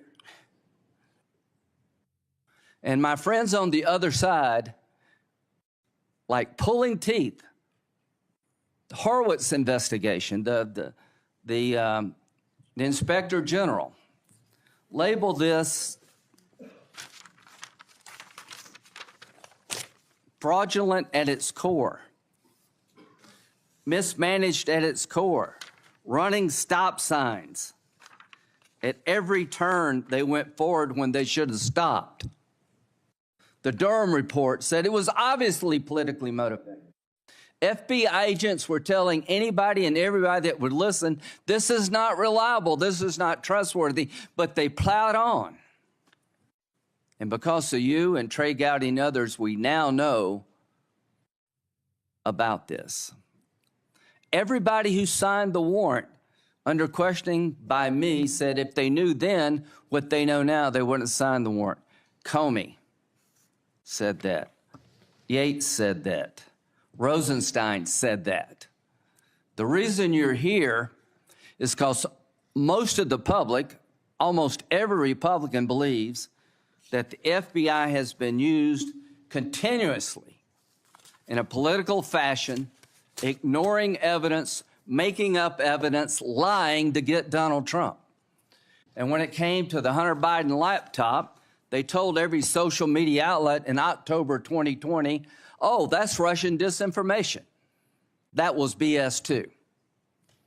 Right before the election, the FBI intervened to shut reporting on the Hunter laptop down as being Russian misinformation, according to Zuckerberg. Do you promise all of us those days are over at the FBI? Yes, Senator, they are. Are you proud of what you did to find all that? Absolutely. You think that's why you're here today, is to make sure that never happens again? The American people deserve just that. Thank you. Senator Whitehouse. Thanks, Chairman. Welcome, Mr. Patel. I remember January 6th. Colleagues running through our halls to flee the mob, colleagues shouting that rioters should be shot, us returning to our constitutional business through hallways cleared for us by automatic weapons carrying SWAT teams. None of you, none of us, said those violent rioters should be pardoned. A Republican colleague said such pardons would be hard to believe, even absurd. Your former colleague J.D. Vance said the violent rioters should not be pardoned. Even Jim Jordan said pardons would, and I quote, focus on all the people who didn't commit any violence. Well, Trump pardoned all of them. And there's a lesson in that. Every time you think Trump would never go that far, rethink that. We all seem to agree that violence against police is unacceptable, yet more than 600 people who physically attacked Capitol Police officers were just put back on the street, part of a 1,500-person personal Trump army, now out there with people who have proven themselves willing to do violence on Trump's call. In only 10 days, some are already back committing crimes. We've also tried as a committee, together, to address the dangers of illicit drug sales over the internet, and I assume we're all against murder for hire. But Trump also just pardoned a dark web operator sentenced to life in prison for trafficking illegal drugs online and accused of soliciting murders for hire. Those pardons, as Mr. Patel has said, are a mistake, but they are also a signal that we are entering a strange and dangerous time. That is the context for today's hearing. Warnings that the FBI could become Trump's enforcer, use the powers of law enforcement to stifle speech and dissent, punish political rivals of either party, and hand out free passes, get out of jail free cards to violent supporters are warnings we should heed. Here are some warnings of this nominee's Trump administration colleagues. Former Attorney General Bill Barr said, this nominee has virtually no experience that would qualify him to serve at the highest level of the world's preeminent law enforcement agency, end quote, and we would never be able to command the respect necessary to run the day-to-day operations of the Bureau. That's for the deputy position. Former CIA Director Gina Haspel was reported threatening to resign rather than have this nominee serve under her. John Bolton, Trump's former national security advisor, said, I didn't think he was qualified. I was forced to hire him. Trump's deputy national security advisor, the nominee's former supervisor, said, his ideas are ludicrous. He's absolutely unqualified for this job. He's untrustworthy. And it's an absolute disgrace to even consider an individual of this nature. That's from Republican appointees who worked with him. And here's what this nominee himself has said about using his office to prosecute journalists. We will go out and find the conspirators, not just in government, but in the media. We're gonna come after you, whether it's criminally or civilly. Is that a correct quotation, Mr. Patel? Senator, that's a partial quotation. But it's correct. In part. Regarding his publication of his enemies list, Mr. Patel proclaimed, the manhunt starts tomorrow, and reposted a video depicting him taking a chainsaw to his political enemies. Is that you, Kash Patel, reposting that at the top of that page? Senator, I had nothing to do with the creation of that meme. Is that you reposting it, was my question. And that's me at the top. You said FBI agents were responsible for the violence on January 6th, and I quote you here, beyond a reasonable doubt. Is that what you said? That's completely incorrect, and I appreciate the opportunity to address that. I'll give you an opportunity in writing, but this is my time now. Have at it. An Inspector Attorney General investigation found that that was false. And you said we should impeach judges who rule against Donald Trump, who are, in your words, political terrorists. When this nominee tries to explain all this away, keep one thing in mind. He's testified under oath before a Colorado judge who presided over a Trump case in which he was a witness. And the judge found, and I'm quoting here, he was not a credible witness. His testimony is not only illogical, but completely devoid of any evidence in the record. That's from a judge. This is a dangerous time, and I ask all my colleagues to consider whether these plain comments by this person and by his own Trump administration colleagues should be given a blind eye, just overlooked, or whether, like the warnings of pardoning violent January 6 offenders, they're warnings to be heeded. There is an unfathomable difference between a seeming facade being constructed around this nominee here today and what he has actually done and said in real life when left to his own devices. Conduct shows character. And if you look at history, you see the danger of security chiefs in authoritarian regimes becoming the tools of political power. The characteristics that they often show are that they are vengeful, that they are grandiose, that they are intemperate, that they are partisan and blindly loyal, and that they are servile and won't say no.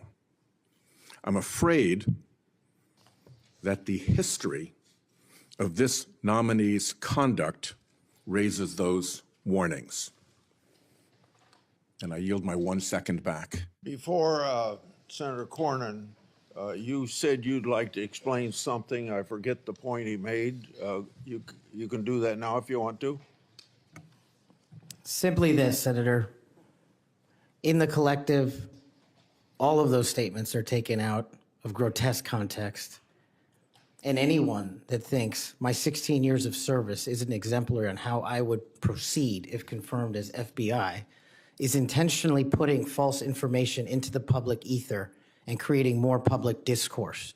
The only thing that will matter if I'm confirmed as a director of the FBI is a de-weaponized, depoliticized system of law enforcement completely devoted to rigorous obedience of the Constitution and a singular standard of justice. Before I call on Senator Cornyn, I'd like to say that we've heard about the January 6th pardons. I think it's important that we remind people at the same time of some pardons by the previous administration. Thomas Sanders, a kidnapper who murdered a 12-year-old girl named Lexis and her mother, Swellen Roberts. Adrian Peeler, a Connecticut drug kingpin who was convicted in the death of an 8-year-old boy and his mother. Leonard Peltier, that's already been referred to, that murdered 2 FBI agents. And even Director Wray, at that time, former Director Wray, said that that shouldn't have happened. And Judge Michael Conahan, who took kickbacks for wrongly sending juveniles for profit detention centers, and Alex Saab, who laundered illicit proceeds for narcotics terrorists, Nicolas Maduro, and was a key connection between Venezuela and Iran, and 5 family members of his own family. President Biden did that. Senator. Welcome, Mr. Patel. Do you believe America is an exceptional nation? It's the greatest nation. Your family went through a lot to get here. They sure did. And your life story is, I think, a great example of people pursuing the American dream. Do you believe a large part of what makes America an exceptional nation is the rule of law? It is one of the fundamental precepts that determines that. And why is that? Because without a singular application of a rule of law, we go back to the Uganda that my father fled in Idi Amin. I believe that the two most important institutions in America to preserve and protect and enforce the rule of law are the FBI and the Department of Justice. And the sort of politicalization that Senator Graham and others have already talked about during the Crossfire Hurricane investigation or project of James Comey at the FBI and the abuse of intelligence tools like Title I of Section 702 are a betrayal of American values and adherence to the rule of law. And I think your biggest task is going to be, along with Pam Bondi at the Office of the Attorney General, is to restore the rule of law to the Department of Justice and the FBI.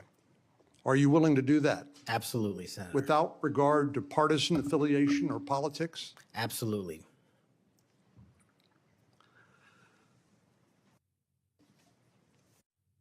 Do you believe President Trump, as the commander-in-chief, needs access to all of the lawfully available intelligence that can be collected by the American intelligence community in order to inform him so that he can make good judgments as commander-in-chief to assure the safety and security of the American people?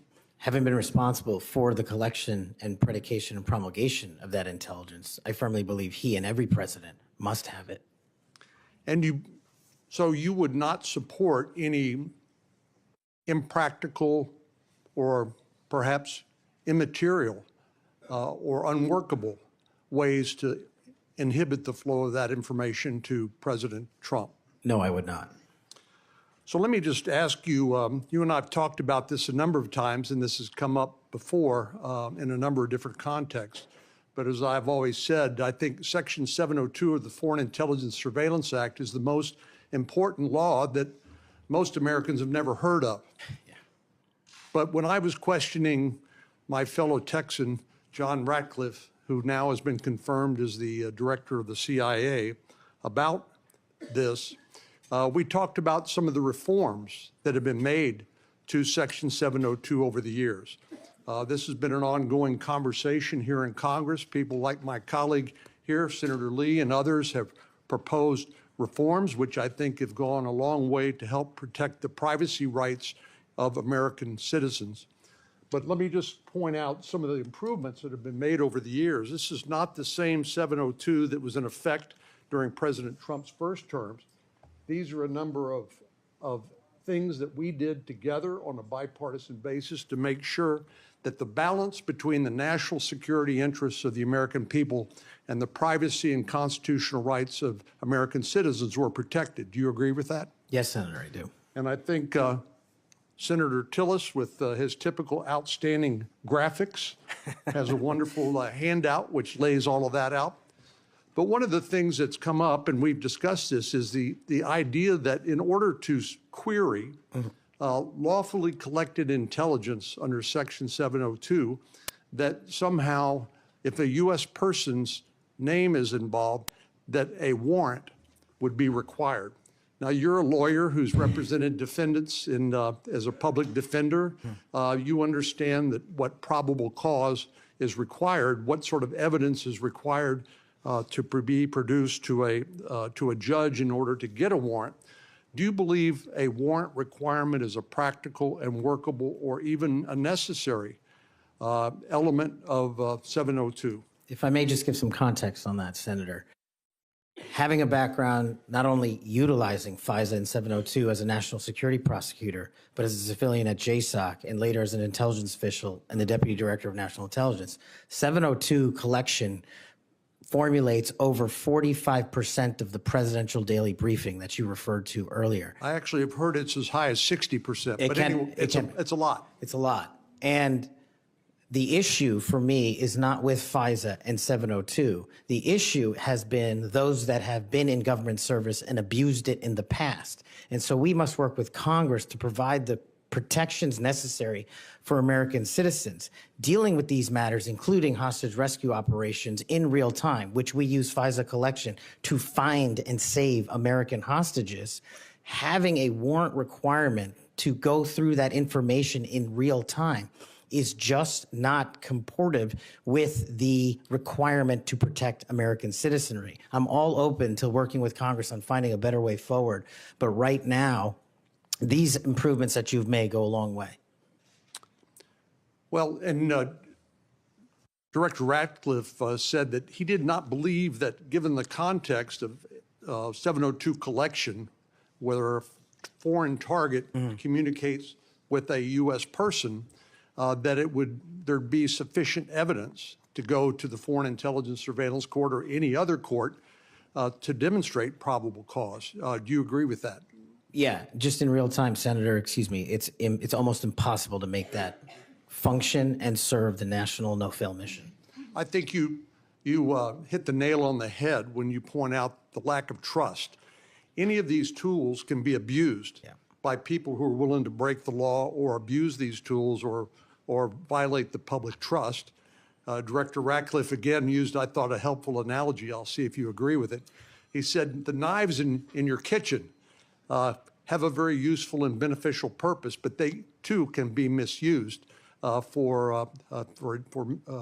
you agree with that? Absolutely, Senator. And similarly, do you agree that tools like Section 702 of the Foreign Intelligence Surveillance Act can be used appropriately to protect national security, but they can also be abused by people who are willing to cross a line they should not cross? They're both true, and that's why we need to work together to make sure Americans have trust again in these surveillance measures that we utilize to protect our country.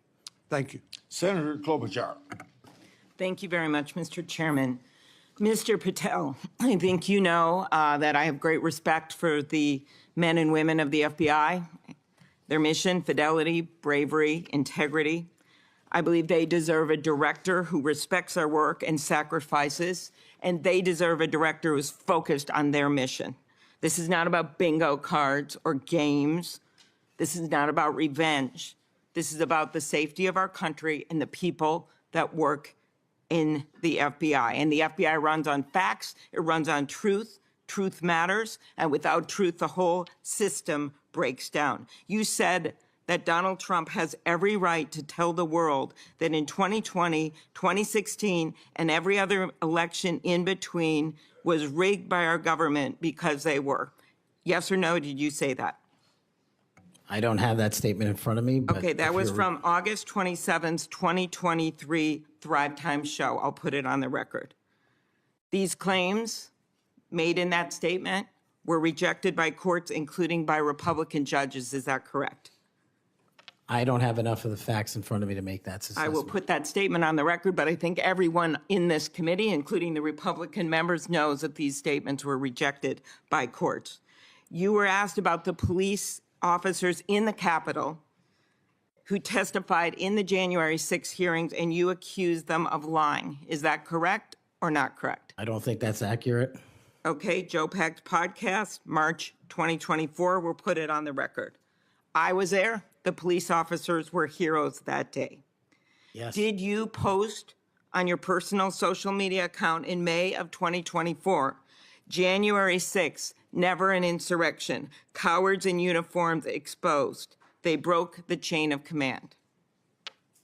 I believe you're referencing a post that was shown in part earlier. I don't have it in front of me. You posted it, and it was on your account, and we will again put that out there once more as we go on. I don't want to lose any more time on this, but every one of these, there's a record of it, and you haven't answered. You promoted a COVID vaccine reversal or detox supplement. One scientist said, I quote, "None of these substances in any form would minimize side effects from a COVID-19 vaccine." That is preying on innocent people. Did you perform clinical trials before you made that claim? I'm not a doctor, so no. But you did promote this supplement and told people that it would reverse or mitigate the side effects from COVID vaccine. Did I give people an opportunity to make an independent choice for what's best for their families? Yes. You did that last year, correct? I don't have it in front of me again, Senator. Mr. Patel, the FBI tackles some of the most complex threats that we face: terrorists, hostile foreign powers, violent gangs, fentanyl, criminal organizations. Your mission, though, has been to go after people. I've looked at it. I've read this stuff. Yes or no? When Trump wins, did you say this? When Trump wins in 2024 and is in power in 2025, we can prosecute them, referring to Justice Department officials for an actual RICO statute violation, for criminally organizing the United States government to break the law to rig presidential elections. Did you say that, yes or no? Again, Senator, you're reading a partial statement, so I'm unable to fully respond. Okay, again, we'll put it on the record. X22 report podcast 20, that is from, I'll get you the date, about a year ago. One of the names on your list was Bill Barr. Chairman Grassley has called him one of the most capable cabinet officials I've ever been able to vote for. Senator Graham has said, I have nothing but total respect and admiration for the job done by William Barr as Attorney General of the United States.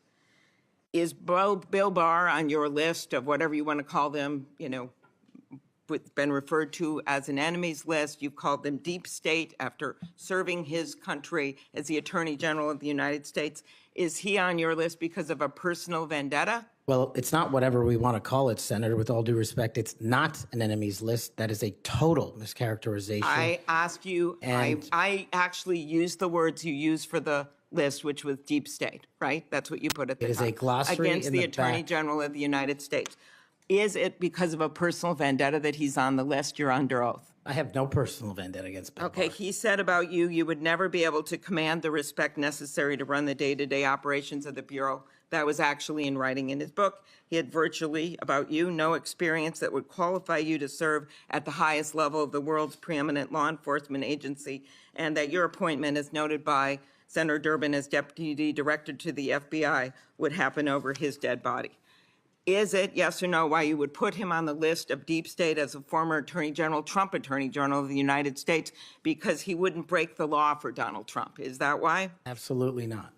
As you know, he repeatedly told the president in no uncertain terms that he did not see evidence of fraud that would have affected the outcome of the election. Did you say in February of 2021 that the election stuff was never my job and I stayed out of that stuff?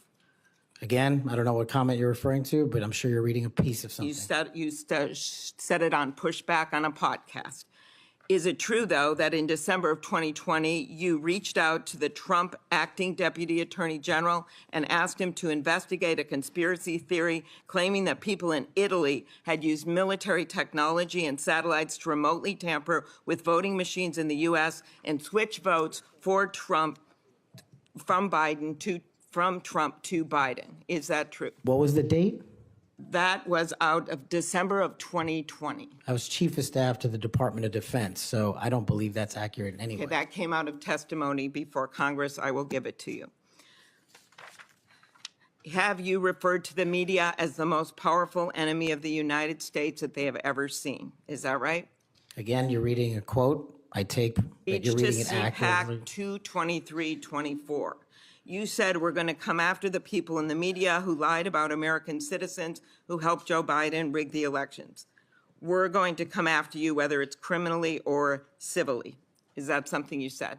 That's a partial statement of what I said. Steve Bannon's podcast. You also said you would put the entire fake news mafia press corps on your list. Is that correct? Is that what you said? I don't have that in front of me. Benny Johnson's podcast 82123. You have said that the FBI, including today, you said that they remain utterly corrupt. This is an agency with agents who have taken down terrorists, taken down bank robbers, taken down crime. And you wrote that the FBI has become so thoroughly compromised that it will remain a threat to the people unless drastic measures are taken. Do you know that under Chris Wray's leadership, he took over at a very difficult time, we all know that, appointed by President Trump, that during his tenure, the applications to the FBI has in fact tripled? Do you think people would be applying to that agency like in those numbers if they thought it was so corrupt? The American public's trust in it is at 40%. That's an all-time low. Did you say that the FBI headquarters should be shut down and reopened as a museum of the deep state?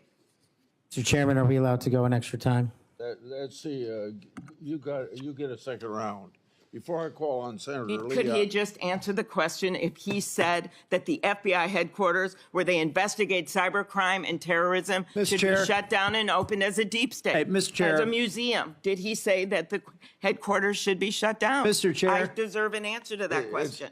He is asking to be head of the FBI, and he said that their headquarters should be shut down. Mr. Chair, parliamentary inquiry. You got anything you want to say, Mr. Patel, before I go on to Senator Lee? Simply this. If the best attacks on me are going to be false accusations and grotesque mischaracterizations, the only thing this body is doing is defeating the credibility of the men and women at the FBI. I stood with them here in this country. In every theater of war we have, I was on the ground in service of this nation. And any accusations leveled against me that I would somehow put political bias before the Constitution are grotesquely unfair. And I will have you reminded that I have been endorsed by over 300,000 law enforcement officers to become the next director of the FBI. Let's ask them. Mr. Chairman, I am quoting his own words from September of 2024. It is his own words. It is not some conspiracy. It is what Mr. Patel actually said himself. Facts matter. You forget that you had 3 minutes in the next round to say what you just said. Okay, I'll say them again. Okay. Before I call Lee. Mr. Chair, just parliamentary inquiry, and it was on time. It wasn't disputing any of the debate, but I intend to keep to my 7 minutes, and I appreciate you keeping everyone to it. If we go over, can we have that decrement against the time in the second round? If a member goes over, that was actually 10 minutes, Mr. Chair. I'm not sure that I want to. Sometimes it's faster to get things done here, just letting people shout and than it does to shut them up. Mr. Chairman. You're a wise man, Mr. Chair. Thank you. Mr. Chairman. Before we go to Lee. Mr. Chairman. Yes, what do you want? I love this guy. Mr. Chairman, I'm unlike Senator Tillis. I mean, if we're going to start this, I want an extra 3 minutes. Well, now, my friend Senator Klobuchar went 3 minutes over. So, here what you're saying is the chairman wasn't a very good chairman by not shutting her up. But I've gone through this before, and I think I know how to handle it and get I this think done. I think you're a star-spangled awesome chairman. I just want to say that for the record. But if you're going to let somebody over there go 3 minutes over, I want my extra 3 minutes. Well, let's see if it's abused by anybody else before we make that decision. I'm just telling you, I'm going to abuse it. Well, I'm not going to let you abuse it. You're a good man, Mr. Chairman. Before I go to Lee, I want to put a statement in the record from 56 former FBI agents wrote to this committee to support this nominee. Quote, never has the FBI faced such an urgent and compelling need for comprehensive reform as it does today. Mr. Patel has proven he possesses the breadth of experience required to address these challenges. His leadership, expertise, and vision make him uniquely qualified to guide the FBI through this pivotal moment. For these reasons, we stand in full support of Kash Patel's nomination. Any objection? So ordered. Mr. Lee. Mr. Patel, while we're talking about your awards, let's talk about the cowards in uniform comment for a moment, can we? Please. Would you like to tell us what that was? Put it in context, help the committee understand what that was about. I think it's important. Thank you, Senator. During that time on January 6th, I was serving as Chief of Staff at the Department of Defense. And days prior, we had received the authorization from the president to issue the National Guard to protect you and your colleagues. But as you know, the law requires a request before the deployment of that guard.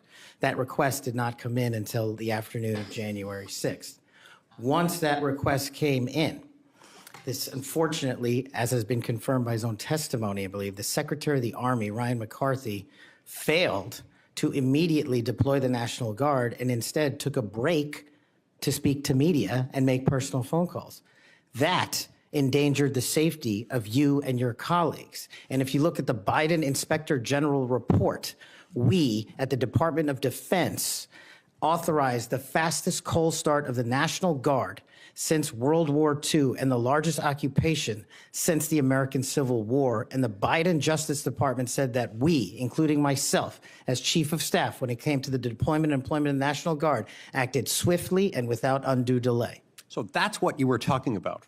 And that's why you had the reference to the UCMJ. Tell us what that means. The Uniform Code of Military Justice is for uniform officers who betray the code of justice and also act inappropriately. And I thought any delay to have the National Guard arrive on scene here must be called out, whether it was a fellow Republican or not, especially someone under my auspices running the Department of Defense. Okay, so moments ago, when Senator Durbin displayed a chart with that quote, there was a reference in part of it to the UCMJ. That's what it was referring to. Yes, sir. Those were the cowards in uniform. Those people who didn't do what they were supposed to do, and a lot of people were put in danger as a result. That's correct, Senator. Okay, thank you. That's very good to know.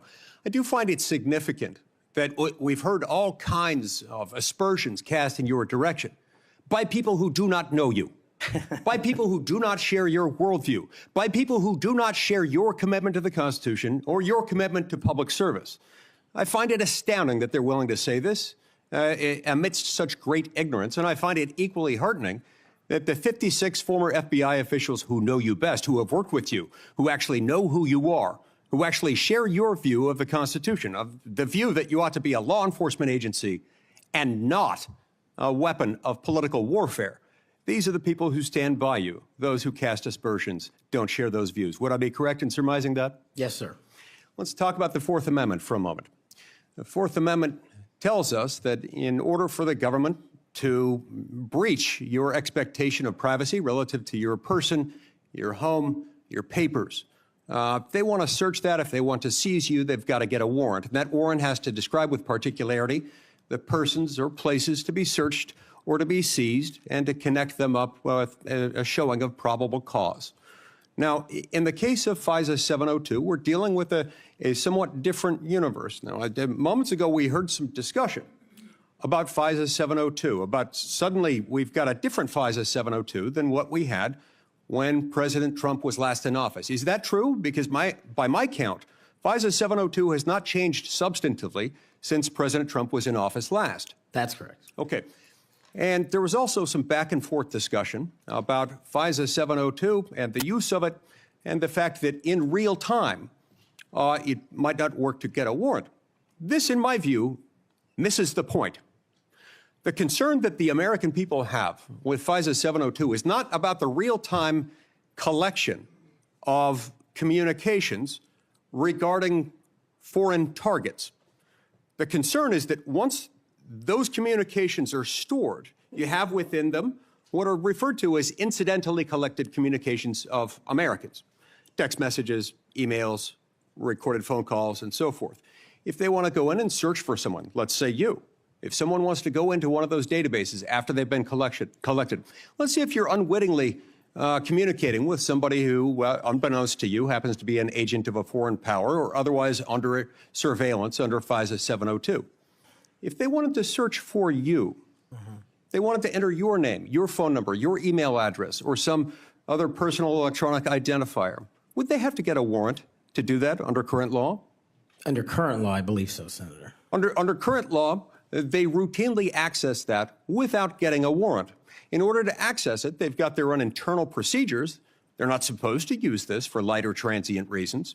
They're supposed to have a perfectly good reason, and yet we've found that on hundreds of thousands of occasions, they have accessed the private communications of Americans, searching for those individual Americans by name, by number, by email address, whatever it is, without a warrant or anything tantamount to it. On occasion, they've even been used for overtly nefarious reasons. One agent deciding to look in on his father because he suspected his father might be having an extramarital affair. On another occasion, an agent looked at people who were thinking about renting an apartment from him to make sure they were upstanding citizens and could be trusted. Are these appropriate uses of FISA 702?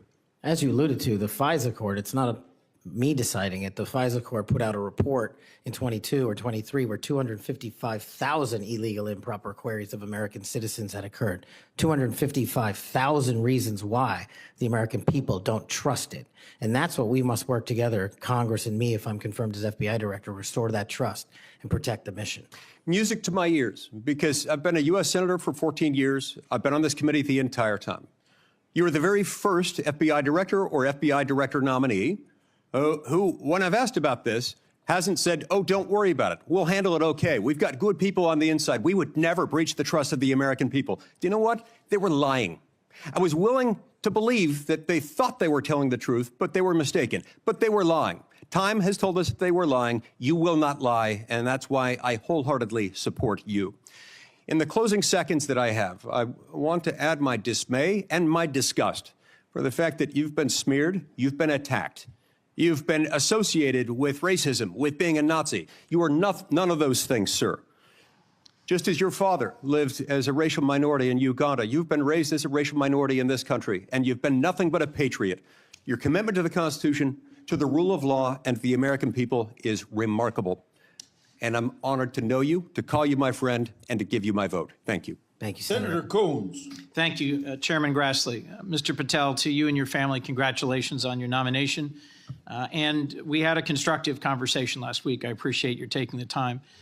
In particular, a conversation about the prosecution of the World Cup bombing in Uganda that took the life of a Delawarean whose family I knew.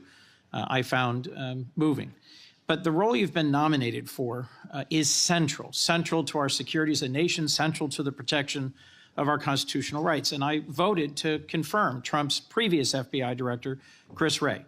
I believe he's lived up to the Bureau's motto of serving with fidelity, bravery, and integrity. And I also think my vote for him and for many of Trump's cabinet in his first term shows I take my constitutional advice and consent role seriously and do not reflexively vote against his nominees. I look at three factors when I assess a nominee: qualifications and experience, policy views and whether they're in the best interest of the American people, and character and capacity to do the job independently where called for. My colleagues have referenced quotes from Attorney General Barr, National Security Advisor Bolton. The FBI is enormous, 38,000 agents, $9 billion budget. I am troubled by your lack of senior law enforcement leadership. We disagree on some important policy views, but the thing that bothers me the most is a whole series of statements you've made in a variety of settings that suggest you would struggle to be independent from White House direction or control, as has long been the modern history of the FBI. Who does the director of the FBI work for, Mr. Patel? Senator, thank you for that question. The immediate report for the director of the FBI is into the Office of the Deputy Attorney General. Then that report is taken into the Office of the Attorney General and ultimately the White House and the chain of command there. So the FBI works for the White House? No, the FBI is a member of the Department of Justice and has been the longstanding application. And who does the Department of Justice work for? They're in the executive branch, as all members do at the White House. Attorney General Bondi gave a different answer when I asked her the same question, that they work for the Constitution and the American people. President Trump's made clear in public statements he wants to use the FBI to persecute political adversaries. He's publicly said that folks ranging from Liz Cheney to Adam Kinzinger to former Vice President Harris should be investigated and criminally prosecuted. If President Trump were to order you to open an investigation into any of these individuals, let's say Vice President Harris, would you? Senator, this question speaks directly to my ability to leave political bias and allow independent behavior to be the only guiding light. As a public defender, I learned that in the harshest of arenas. And any law enforcement investigation, if I'm confirmed at the FBI, will only be launched on the following qualification: a factual, articulable legal basis to do so. The president has said publicly that he will allow the FBI to remain independent, and I have said as much as well. So if FBI agents brought to you a factual legal basis, predication, and you are about to refer it to a prosecutor, and you get a call from the White House saying, don't proceed. This is a major donor. This is someone close to the president. This is inappropriate. What would you do? Simple. I think you answered it partially in your question. The line agents, the brick agents who are trained to bring investigations on behalf of the FBI will make that decision-making process, and they will only have my full support so long as it upholds absolutely every value of the Constitution, and that's it. So your predecessor, I went back and looked, and I asked the same questions of Director Comey and Director Wray. Director Wray, quoting former Attorney General Bell, said, "You should be willing to resign if necessary over conduct if you're pressed to engage in it that's unethical, illegal, or unconstitutional. If pressed by the president, would you resign?"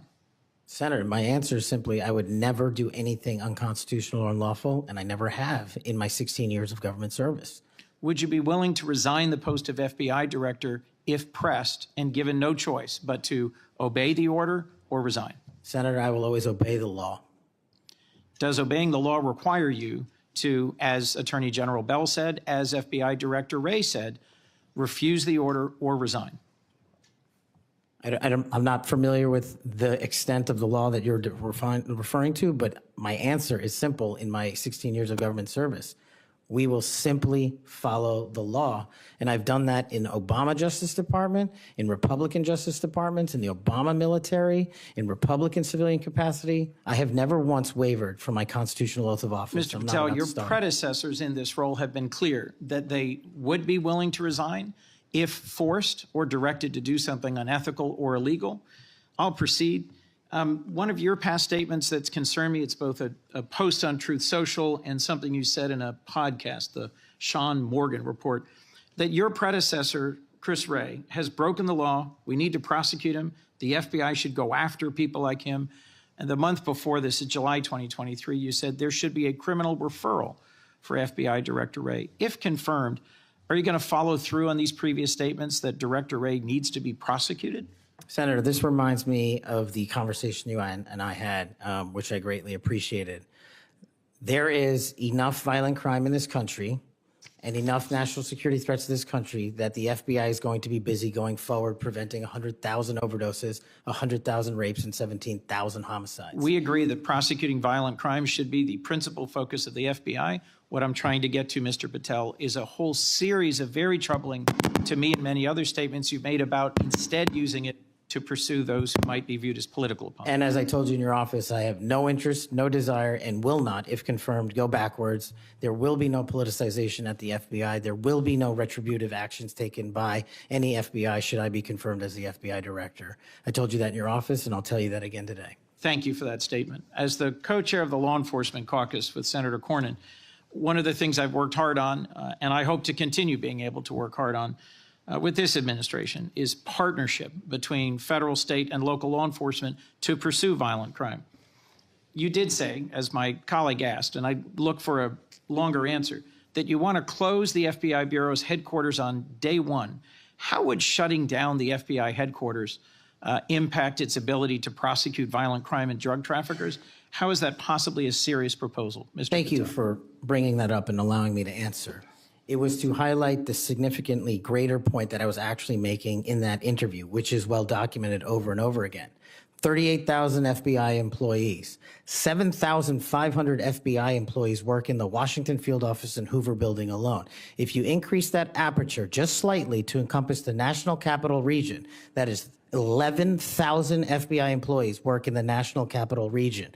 A third of the workforce for the FBI works in Washington, D.C. I am fully committed to having that workforce go out into the interior of the country, where I live, west of the Mississippi, and work with sheriff's departments and local officers, and having one agent prevent one homicide, and having one agent in Washington prevent one rape. And I will do that over and over and over again, because the American people deserve the resources, not in Washington, D.C., but in the rest of the country. And Mr. Patel, frankly, if that had been your statement, that would be something that would be defensible. It's the rest of it, saying you're going to turn it into a museum of the deep state, that causes repeated questions and concerns from people like myself.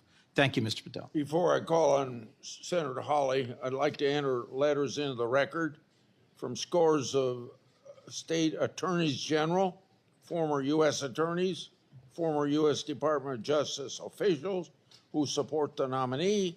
They state, quote, Mr. Patel will bring to this critically important office his unique and extensive experience combating terrorism, protecting our national security.